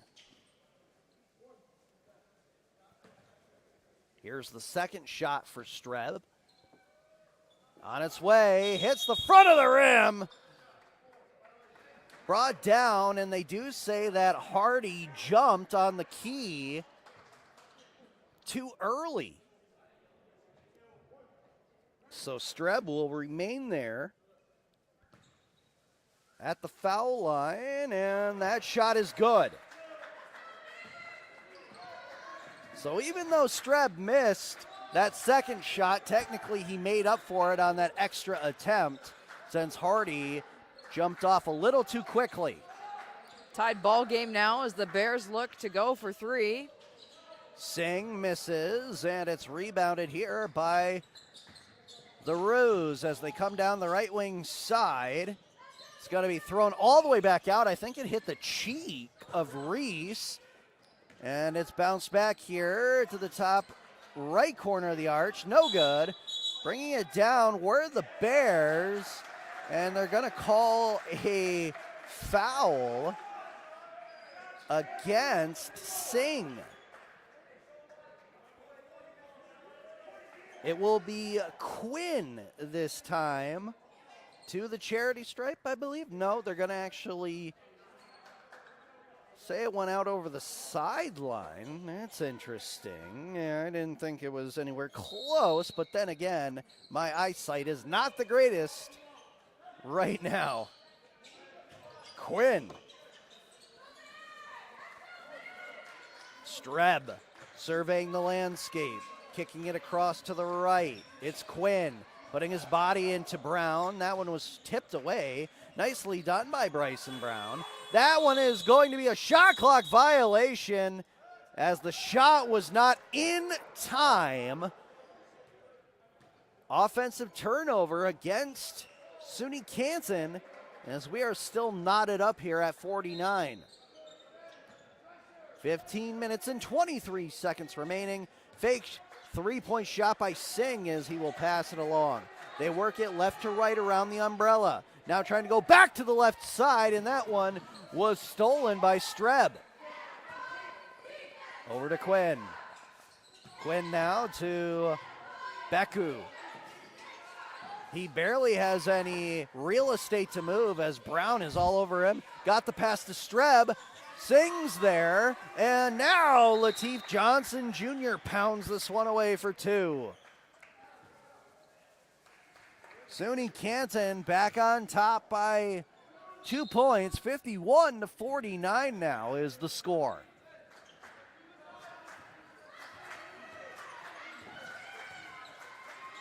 Brown, Singh double teamed. Hancock to Brown. Right side of the key. Got it back to Kemokai. Three-pointer, no good in front of Coach Bechtel. However, Hancock was able to rebound that. Nicely done. Oh. And this time it's Timothy Hardy, ice cold for three. What a shot from the pocket. Oh, my goodness. That's a key 3 points right there.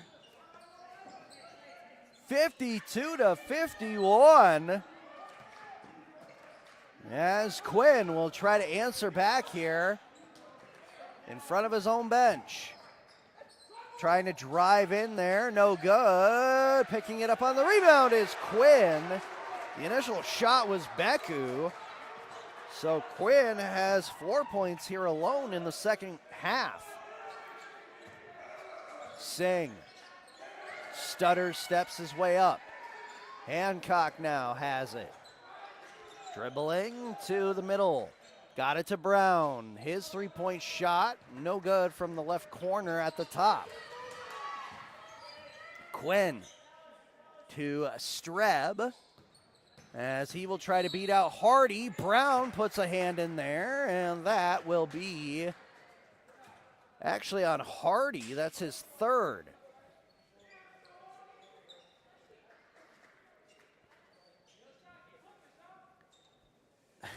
It's funny to look at this stat sheet because Streb, all of his points have literally been from free throws as he misses that first attempt on that one. Lots of free throws tonight. I can see right now we got 1, 2, 3, 4, 5, 6, 7, 8, 9, 10, 11, 12, 13, 14, 15, 16, 17, 18, 19, 20, 21, 22, 23, 24, 25. 26 fouls so far within this contest.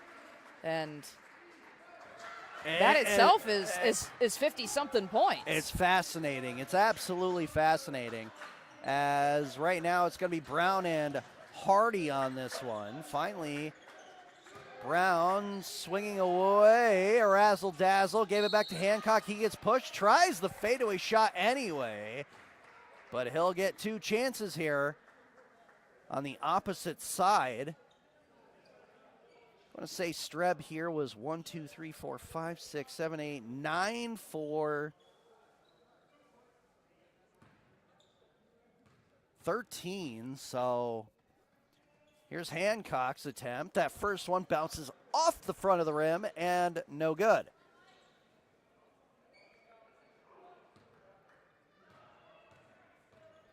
Hancock, 4 for 5, make it 5 for 6. As the Bears only trail now by 1. 13 minutes remaining in the second half. Trying to spin away here is Johnson Jr., and he will, as he put all of his frame into Bryson Brown on that one. You never see any offensive charging calls anymore. I feel like some of these should be, as Singh's shot didn't have enough mustard to make it to the rim, and that will go out. Another foul, actually. Yeah, and another foul here. And I want to say that was against Johnson Jr. We'll have to wait and see here.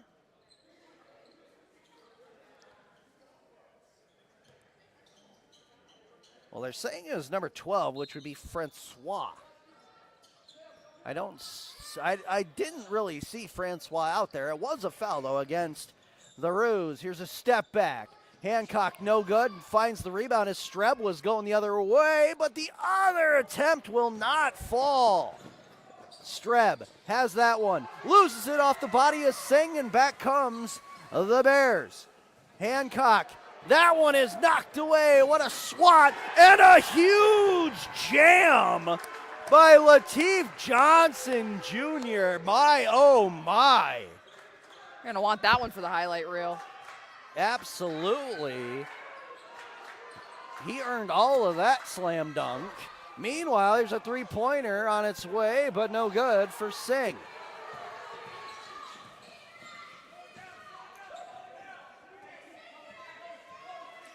Seidel will slow this one down a little bit here as SUNY Canton sets up shop.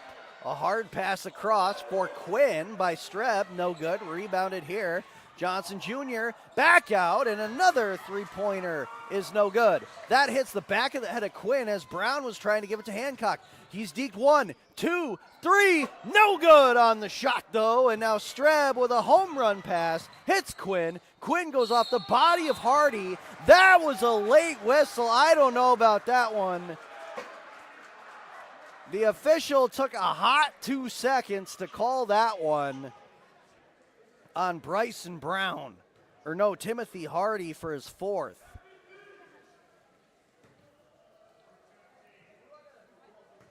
Quinn back up here. First shot hits the back of the orange tin and away. Beck will take Hardy off, and Kimokai will also be changed here for Bastido, who is back in the offensive zone. Quinn releases, and it's good on the second chance, as now it's a 6-point deficit in favor of the Roos. 11 minutes and 8 seconds remaining. Here's a shot, or a pass out to Bastido, rather. Now it's Hancock. He's trying to get away from his defender. 6 seconds remaining on the shot clock. Bastido shot. Oh, it looked like it was going to bounce in on the opposite side. No good. He picked up the rebound, got it out to Singh. 3-pointer, no good. And foul, now maybe? The official has called a foul. And waiting to see here, it's going to be against SUNY Canton and Seidel. 6 team fouls here so far in the second half for SUNY Canton, 4 for Potsdam. Singh trying to come in, and he will get bodied. That will be a foul against, yes, it's Beku. Beku with his second. Singh, this is only his second and third try, or excuse me, his second try from the line tonight, and he comes up empty. He's 1 for 2. A 50%. Lateef Johnson Jr., woo, he loses that one, but he was able to quickly recover on the ground. He got it over. Seidel. 7 seconds remaining on the shot clock. They'll pass it around. Seidel airmails this one over the rim, and Beck almost steps on the white line, keeping this one alive for the Bears. Bastido, check pass, out. It's Brown. He'll take the 3-point shot anyway. Oh. Hits the opposite side of the rim, and then getting tripped up there almost was Bastido off of the heel of Lateef Johnson Jr. Spin move. Oh, what a gorgeous play. The putback by Streb is good. 61-53. It's the Roos leading over the Bears. Now we got a lot of talk going on here. Don't know what just... I say there's a few feisty whistles being blown. I'm not quite sure what that was about. Yeah, don't know what just transpired. I think it was a lot of verbal effluvia, but now with 9 minutes and 37 seconds remaining, it's 61-53. Kangaroos over the Bears. Yeah, it's SUNY Canton calling the timeout here, trying to get something going, trying to pull this one away right now. They're just slightly up as the Bears look to crawl back and tie it up, and it's still close. It is. It's still close. It's still anybody's ball game. Plenty of time, and they do put 6 extra seconds back on the clock. It went from 9:31 to 9:37. So who knows if that will come back to haunt one of these two teams at the very end of the game, that extra 6 seconds being put back on. It's the fouls, I'm telling you. We mentioned it earlier that it was going to come down to that, and we just mentioned how many fouls happened, I believe about maybe 5 minutes ago, and there was a potential of almost 55 points that could have been scored if everybody was 100%. It's definitely up there, getting close to that 60 to 70 point marker for sure. As right now, the official back over at the scorers table having a discussion, as well as we have another discussion with the other referee, with Coach Cycle of Canton. So apparently there will be 2 shots given here, two shots given to Beckboo, while everybody else waits on the opposite side. I wonder if there was some sort of technical called. Beckboo missed the first one. He will make that second attempt. There had to have been. But then, like you said, as Coach Bechtel for the Bears still having a conversation over there near the sideline with the official, who's bouncing back here deep into the Ruse zone. So now SUNY Potsdam really has to start producing some points here, as Bastido gets 2 points in the and one.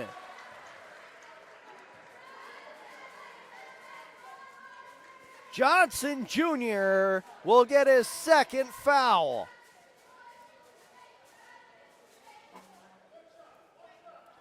One shot here for Bastido.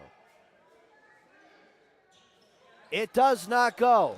Bobbled, picked up here, back to Hardy, Hancock, a 3. It's good! From deep range, it's Mike Hancock!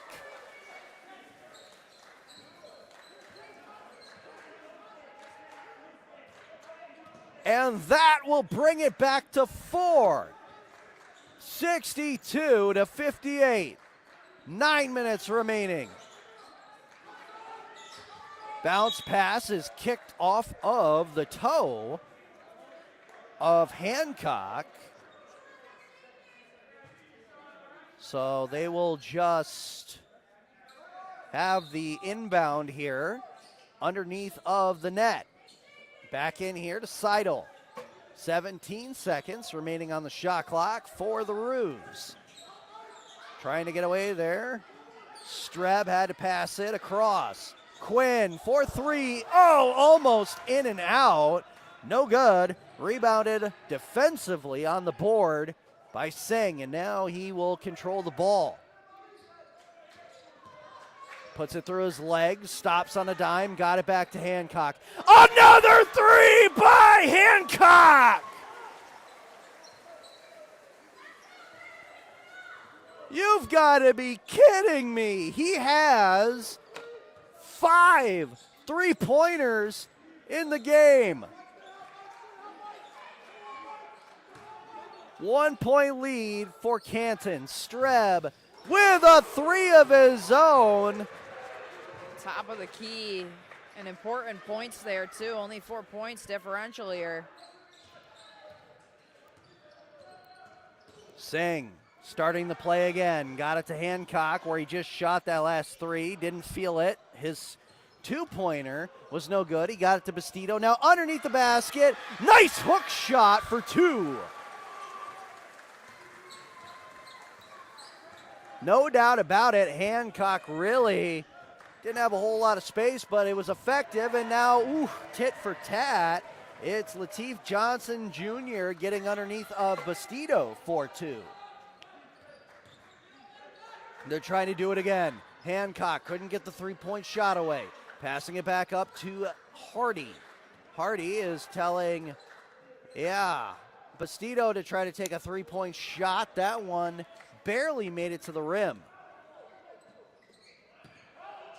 Johnson Jr. passing it. Streb. 3-pointer misses on the opposite side, the left side of the rim, as Kimokai, who is back in here, took it away. Singh, Hancock. Oh! It's a drill by Mike Hancock again. His 6th 3-pointer of the contest.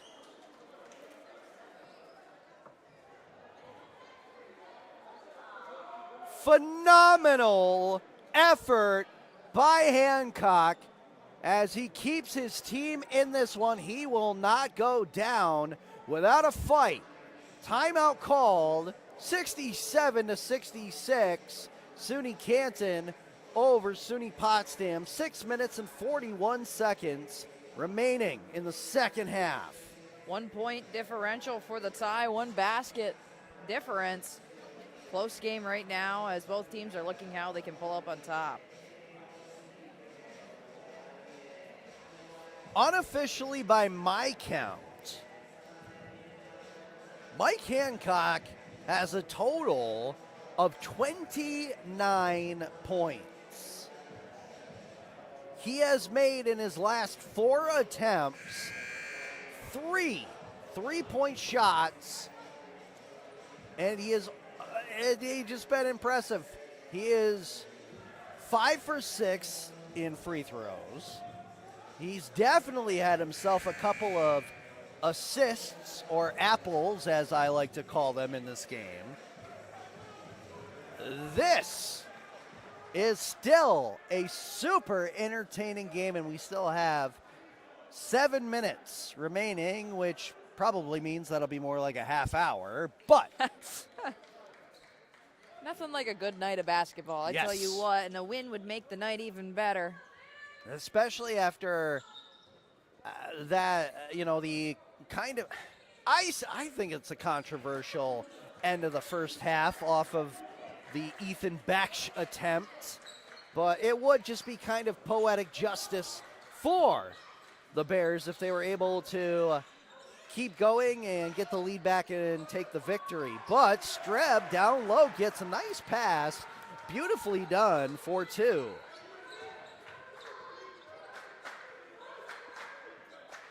Hancock across. Bastido gets it from Singh as he tried to get a little bit of real estate to try to take a shot. Couldn't do it. Hancock will test his luck on the left of the key. No good. And that one's picked up here. And going back the other way is Jordan Seidel. Leaving this one for Smith. Beku, Smith, and Streb. 12 seconds remaining on the shot clock. No good, as that one is palmed by Singh. Hancock and Kemokai already down on the opposite side. Kemokai has that one tipped away by Lateef Smith Jr. What prowess by number 11 for the Roos. Big block there for SUNY Canton as it's now Potsdam looking to go. That was the big body block by Johnson Jr. on that attempt. Brown leaves it for Kemokai. In the paint, he'll have to pass it to Bastido and bop his way back out. Bastido, 7 seconds on the shot clock. At the foul line, got it to Kemokai. A floater is good from the right side from about 5 feet away. And once again, it is a 1-point lead here for SUNY Canton. The outlet pass goes to Smith. Streb now looking, coming away. No, he fakes the first one. Second pass, he'll get back from Seidel. Pushing off there. That was a very weird sequence of events as Bryson Brown got just forearmed by Beku. Bryson Brown went for the ball, or it was Kemokai that went for the ball. He got a finger in Beku's eye, who lost the contact, and then Hancock dived for the loose ball, calls the timeout before he went out of bounds, apparently. My, oh my. This thing is starting to break down in a real hurry with 4 minutes and 36 seconds remaining on the clock. Absolutely, and this is a very, very tight-knit game. Every single pass and turnover and point right now is going to matter as we tick down to the last few seconds of the contest. Well, I can only imagine right now what the turnovers are for each person, or for each team. I'm actually trying to look it up right here on the live stats on PotsdamBears.com. Wow, I feel like it would be a lot more than what it says here. It's showing 15 turnovers for the Kangaroos, 12 for the Bears. Thought it would definitely be way higher than what it's saying here.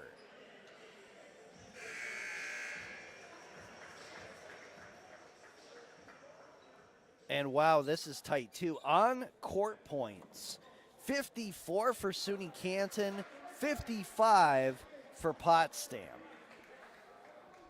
Points in the paint, 38 for the Kangaroos, 26 for the Bears. Points off turnovers, 21 for the Roos, 9 for Potsdam. Again, it just seems so low when it comes to those turnovers. So Bastido inbounds this one to Mr. Electric, Bryson Brown. To the point, it's Hancock. Out to Brown, trying to get away from Johnson Jr.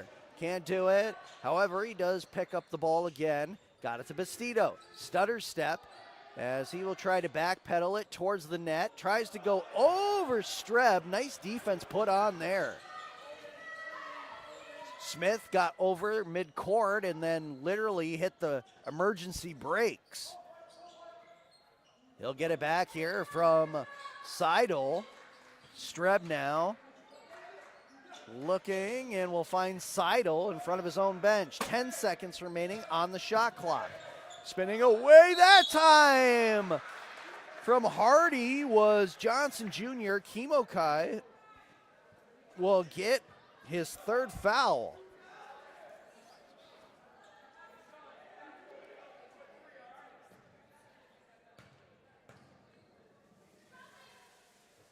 And the first basket is made.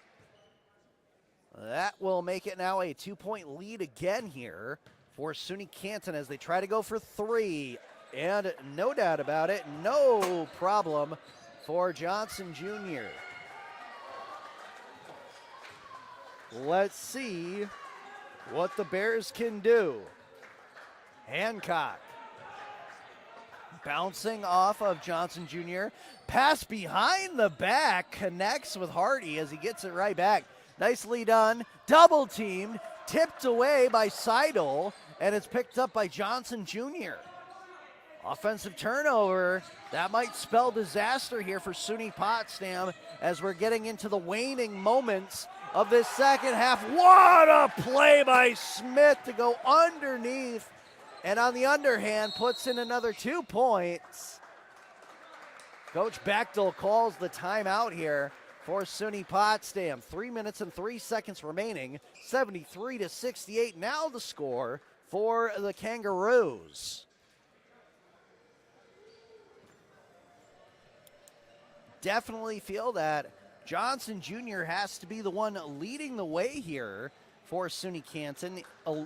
In the second half alone, he's got 2, 4, 6, 8, 10, 12, 14 points, not including what he did in his very productive first half here this evening. Absolutely, and right now, 5-point differential. We got 3:03 remaining. Canton's looking pretty comfy right now as there's 2 baskets minimum that needs to be scored. As for the Bears, they want to try to get this at least tied up a little bit closer, maybe one basket differential. It'll be a little more of a safer feeling, I'd say, and definitely if they can take the lead, that'd be looking good on their part as well. And here's the ultimate decision for Coach Bechtel is, do you try to feed the hot hand that is Mike Hancock, which if you keep doing that might result in some missed baskets, or do you try to keep sharing the love here with some of the supporting cast who have come up with points here in the second half?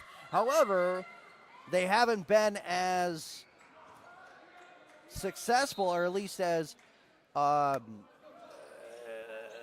they just haven't been grooving like Mike Hancock has in this game. Just as I say that, Hardy is going to make a basket for 2.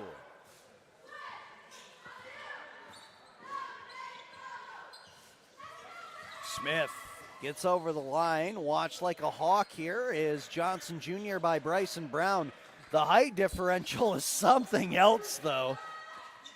He just Johnson Jr. towers over Bryson Brown. Smith now has Kimokai. Gets by him. Hancock was able to come up with a defensive play, but that bounce, a lucky bounce, goes backwards into the net. That took a leapfrog hop for Smith. Hardy loses this one in between his legs. And here come the Kangaroos. It's Smith. His shot, no good. Airmailed the three from the top right-hand corner. On the left wing side, it's a handoff. Bastido splits the D, tries to put it behind his back. Almost did it successfully, but he will get the foul against Streb. That's only a second one here, as Bastido will now go back up to the line. He is 0 for 1 so far, as he had the and one.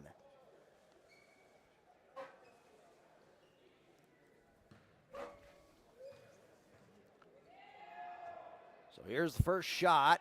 Bastido drills it.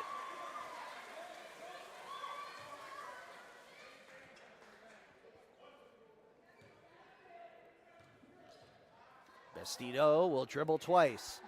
Fires it in there, off the back of the rim, and no good. 4-point lead for Canton.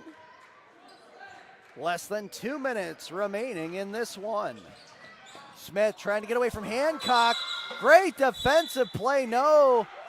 Oh my goodness, that is a late call by the official.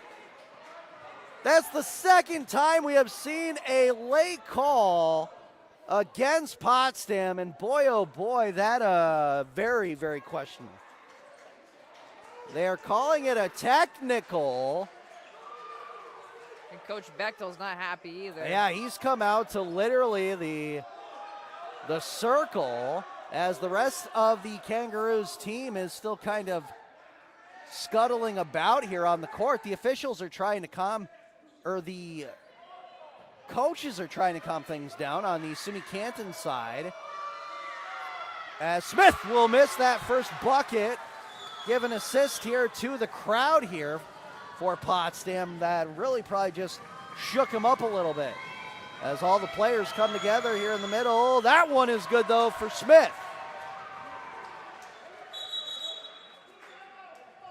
And now the timeout will be called here by SUNY Canton.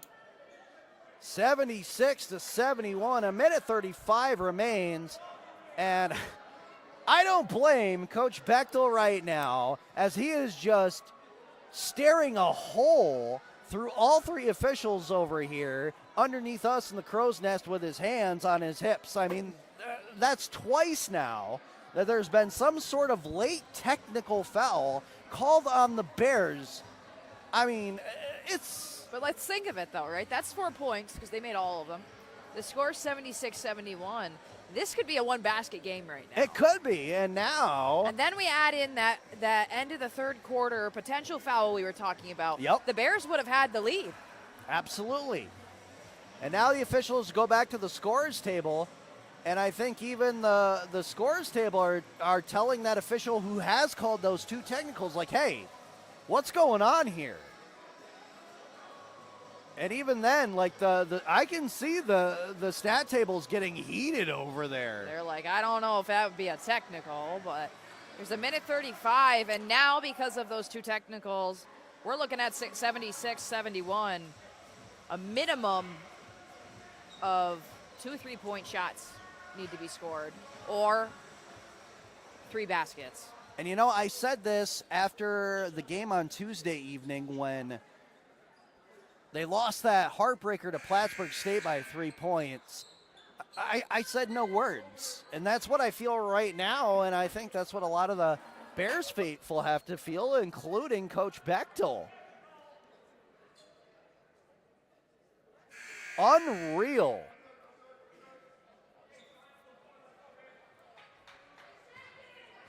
Well, if you're the Bears, you definitely have to shake that off and try to keep your head in the game. Don't get too hasty. Seidel fakes the shot as Kimokai was flying in. Whistle blown, travel called, and it's one of those moments where you have to think, was that a makeup call? Exactly that, because those do occur. They have happened. But it did look like Smith established the pivot foot and then tried to move on, so. You never know. Coach Bechtel still not too happy on the sideline. Well, he is talking to the official who has called those 2 technicals as Hancock tries to slash through. He will get knocked down, and Bechtel has to, I know he's trying to plead his case here, but he's just got to make sure that that official isn't going to get overzealous and maybe call another foul by just talking. Hancock up to the line. Shot is off. I see the foul shots are key here. You cannot be missing these right now when the game's this close. Hancock is 5 for 6, or 5 for 7. Now he's 6 for 8. As you mentioned, cannot look a gift horse in the mouth and miss your opportunities. A huge lobbing pass to Seidel, and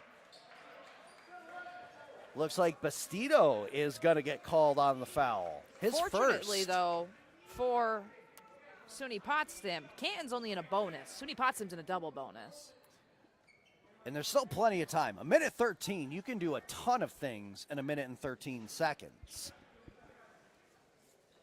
And Seidel has not gone up to the plate, as it were, just yet in terms of free throws. Let's see what he does on the first attempt. It's good.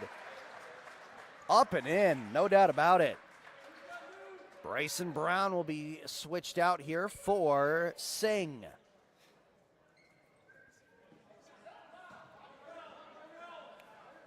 Getting ready for his second attempt.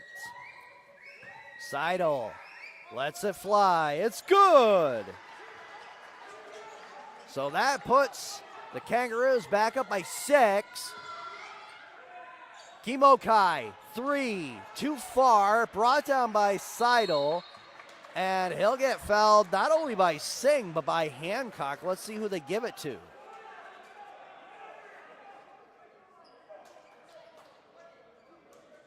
Looks like it's going to be Hancock. That'll be his fourth foul. And Hancock and Smith getting into a little pushing and shoving contest. And again, you got a little bit of vocalization going on here. Coach Bechtel has literally ripped his jacket off. This is something else. I'm not trying to be biased, but this one official down here is really having a hard time. Maybe a little whistle happy, if we shall say. I'm not even saying whistle happy. He's trigger happy on these calls, and then he's missing somebody coming back and saying something into somebody's ear and face and not calling it. So that first shot was good by Seidel, and now he makes it a cool 80 for the Kangaroos. Bears down by 8.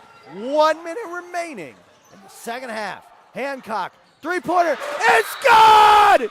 Mike Hancock straight down the pipe! And a quick timeout by Coach Bechtel.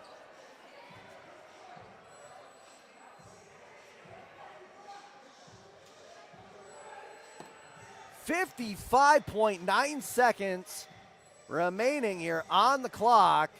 Canton 80, Potsdam 75. It has been a long and entertaining game up until the last probably 3 minutes that we've had here in this second half. Then it's really unraveled at the seams, so to speak. It will be the Kangaroos' ball in their own zone.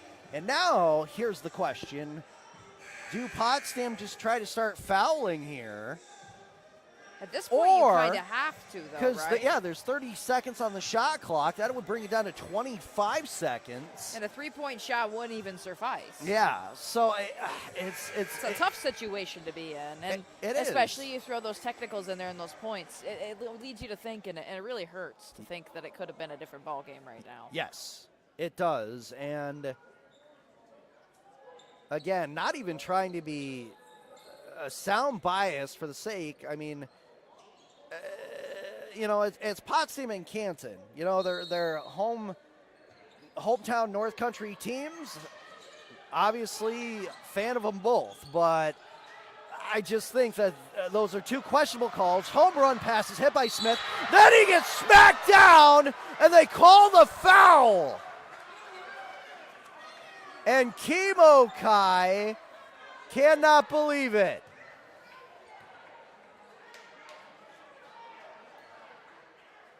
He thought he got the ball. Smith back up to the line. First shot is good. 6-point lead again. Trying to go for 7. Kimo Kai is camped out up in the upper right-hand corner. Singh loses the ball. Smith tried to go for 2. Can't do it. Brought down by Hancock. 40 seconds remaining as it's now 82-75. 3-point shot, no good. Brought down here by Johnson Jr., and he'll get fouled.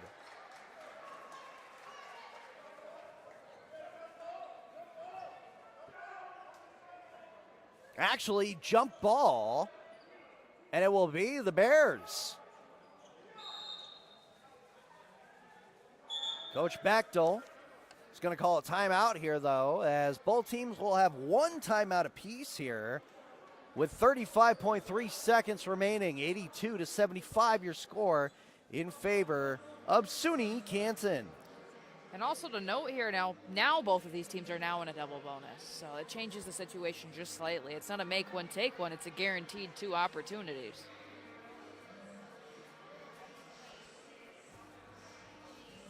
And, we've been discussing what SUNY Potsdam is trying to think here in terms of strategy. Yes, it's true SUNY Canton has a 7-point lead here, but at the same time, what's their strategy here too? It's like, honestly, anybody out there could hit any of the free throws. Do you want a specific person, or do you not care at this point because pretty much everybody has been hitting their shots? That went off the shoulder. Johnson Jr. taken away by Quinn. He'll get over midcourt. That one is stripped away by Singh. Jump ball. It will stay with Canton.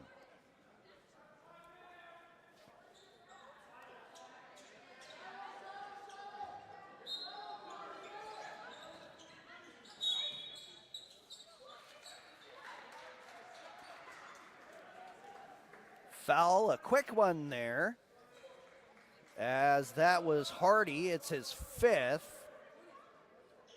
He'll have to switch with Brown here.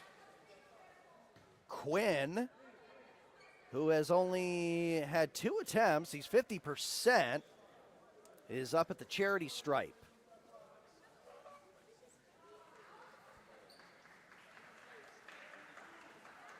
So Hardy finally will go back to the bench here. Brown will be at the top right-hand side of the key as Quinn gets ready for 2. First one is successful.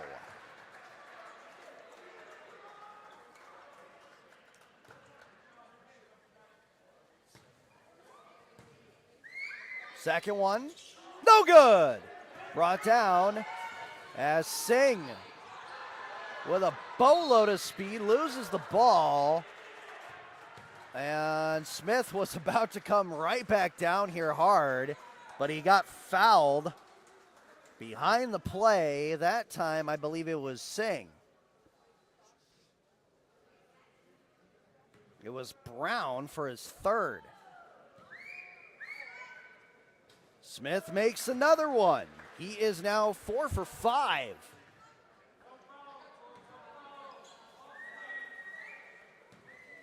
One more chance here. 5 for 6. Smith with an impressive showing here from the foul line, as that one is a drop off. Kimo Kai, no good. Rebound by Singh is good for 2. But that might be too little too late. 14.3 seconds remaining. Hancock had to get over there as fast as possible and literally bear hug Quinn from behind.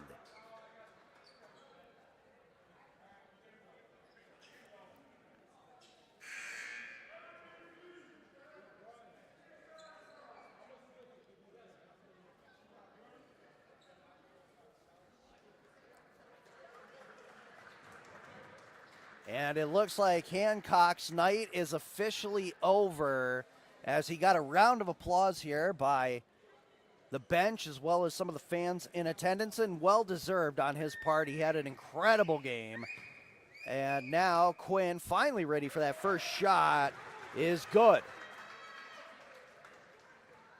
Seidel coming down to give a little jubilation to Quinn as he will now reset. Second shot. It's good. On the swish. Bryson Brown from Landon Cox. Brown loses control of it in front of his own bench. And that basically puts an exclamation mark on this game as Streb is just going to pass it into Seidel here. And they're just going to run the clock out. That'll finish this one. It's a 10-point victory as the horn sounds here in the Jerry Welch Gymnasium in men's basketball. SUNY Canton takes this victory this evening. Final score 87-77. Karamia, in the end, I don't even think that you can say that the free throws are what won it. It was those calls that won that game, and I hate to sound critical about it, but that no, you had that right on the dot. We mentioned. I know I'll probably get some angry people here out there, you know, not liking that one in favor of SUNY Canton, but that was such a great game, and then it comes down to these two technicals. But we mentioned it earlier in the third, right? When I said that a close game like this, the calls have to be on dot, because when it comes to a close game like this, the game needs to play out. Exactly. And it can't be biased or favored. Exactly. Let them play at that particular point in time. It was a great game, and it leaves a sour taste in your mouth to watch it come down to that. Absolutely. The game would have been different in this last minute of play if certain things had gone a different way. But with that being said, let's break down the stats for you. For the Bears, they came out shooting 28 out of 73 tonight. The Rouge shot 25 for 56, 4 for 21 from the three-point line. The Bears 12 for 34. As for free throws, 33 for 43. The Bears 9 for 16. 39 rebounds for the Rouge, 41 for the Bears. As for assists, the Bears 18, Rouge 9. It is SUNY Potsdam with 18 turnovers, SUNY Canton with 16. And points in the paint, 42 for Canton, 30 for Potsdam. Second chance points, 18 for Potsdam, 13 for Canton. And oh my gosh, look at these fouls. We got 25 personal fouls for SUNY Potsdam, 18 for Canton. So we were up in those big numbers like I mentioned earlier, and that's a lot of potential points. By my unofficial tally, and this is unofficial, it looks like Mike Hancock ended up with 33 points, unofficially. And that is just an impressive feat, especially when you think 33 out of SUNY Potsdam, 77 points are coming from one person. For the Kangaroos, it looks like Johnson would finish off leading the way with 26 unofficially. So a strong game by both of these clubs. And it's just a shame how it had to end and go down, but we can't go back. That's the end of it. And right now, SUNY Potsdam will just have to try to regroup, as tomorrow they will have a tough task in front of them, as I do believe, if I'm not mistaken, they will be playing Oswego here, Oswego State, tomorrow evening at 7:30. I do believe that is 4, excuse me. I'm still thinking Friday evening stuff. 2 and 4 are the games tomorrow. You can hear them both on Mix 96.1 FM, as well as watch them on PotsdamBears.com through the Huddle fan app, or come here to Maxey Hall Arena, Maxey Hall in the Jerry Wells Gymnasium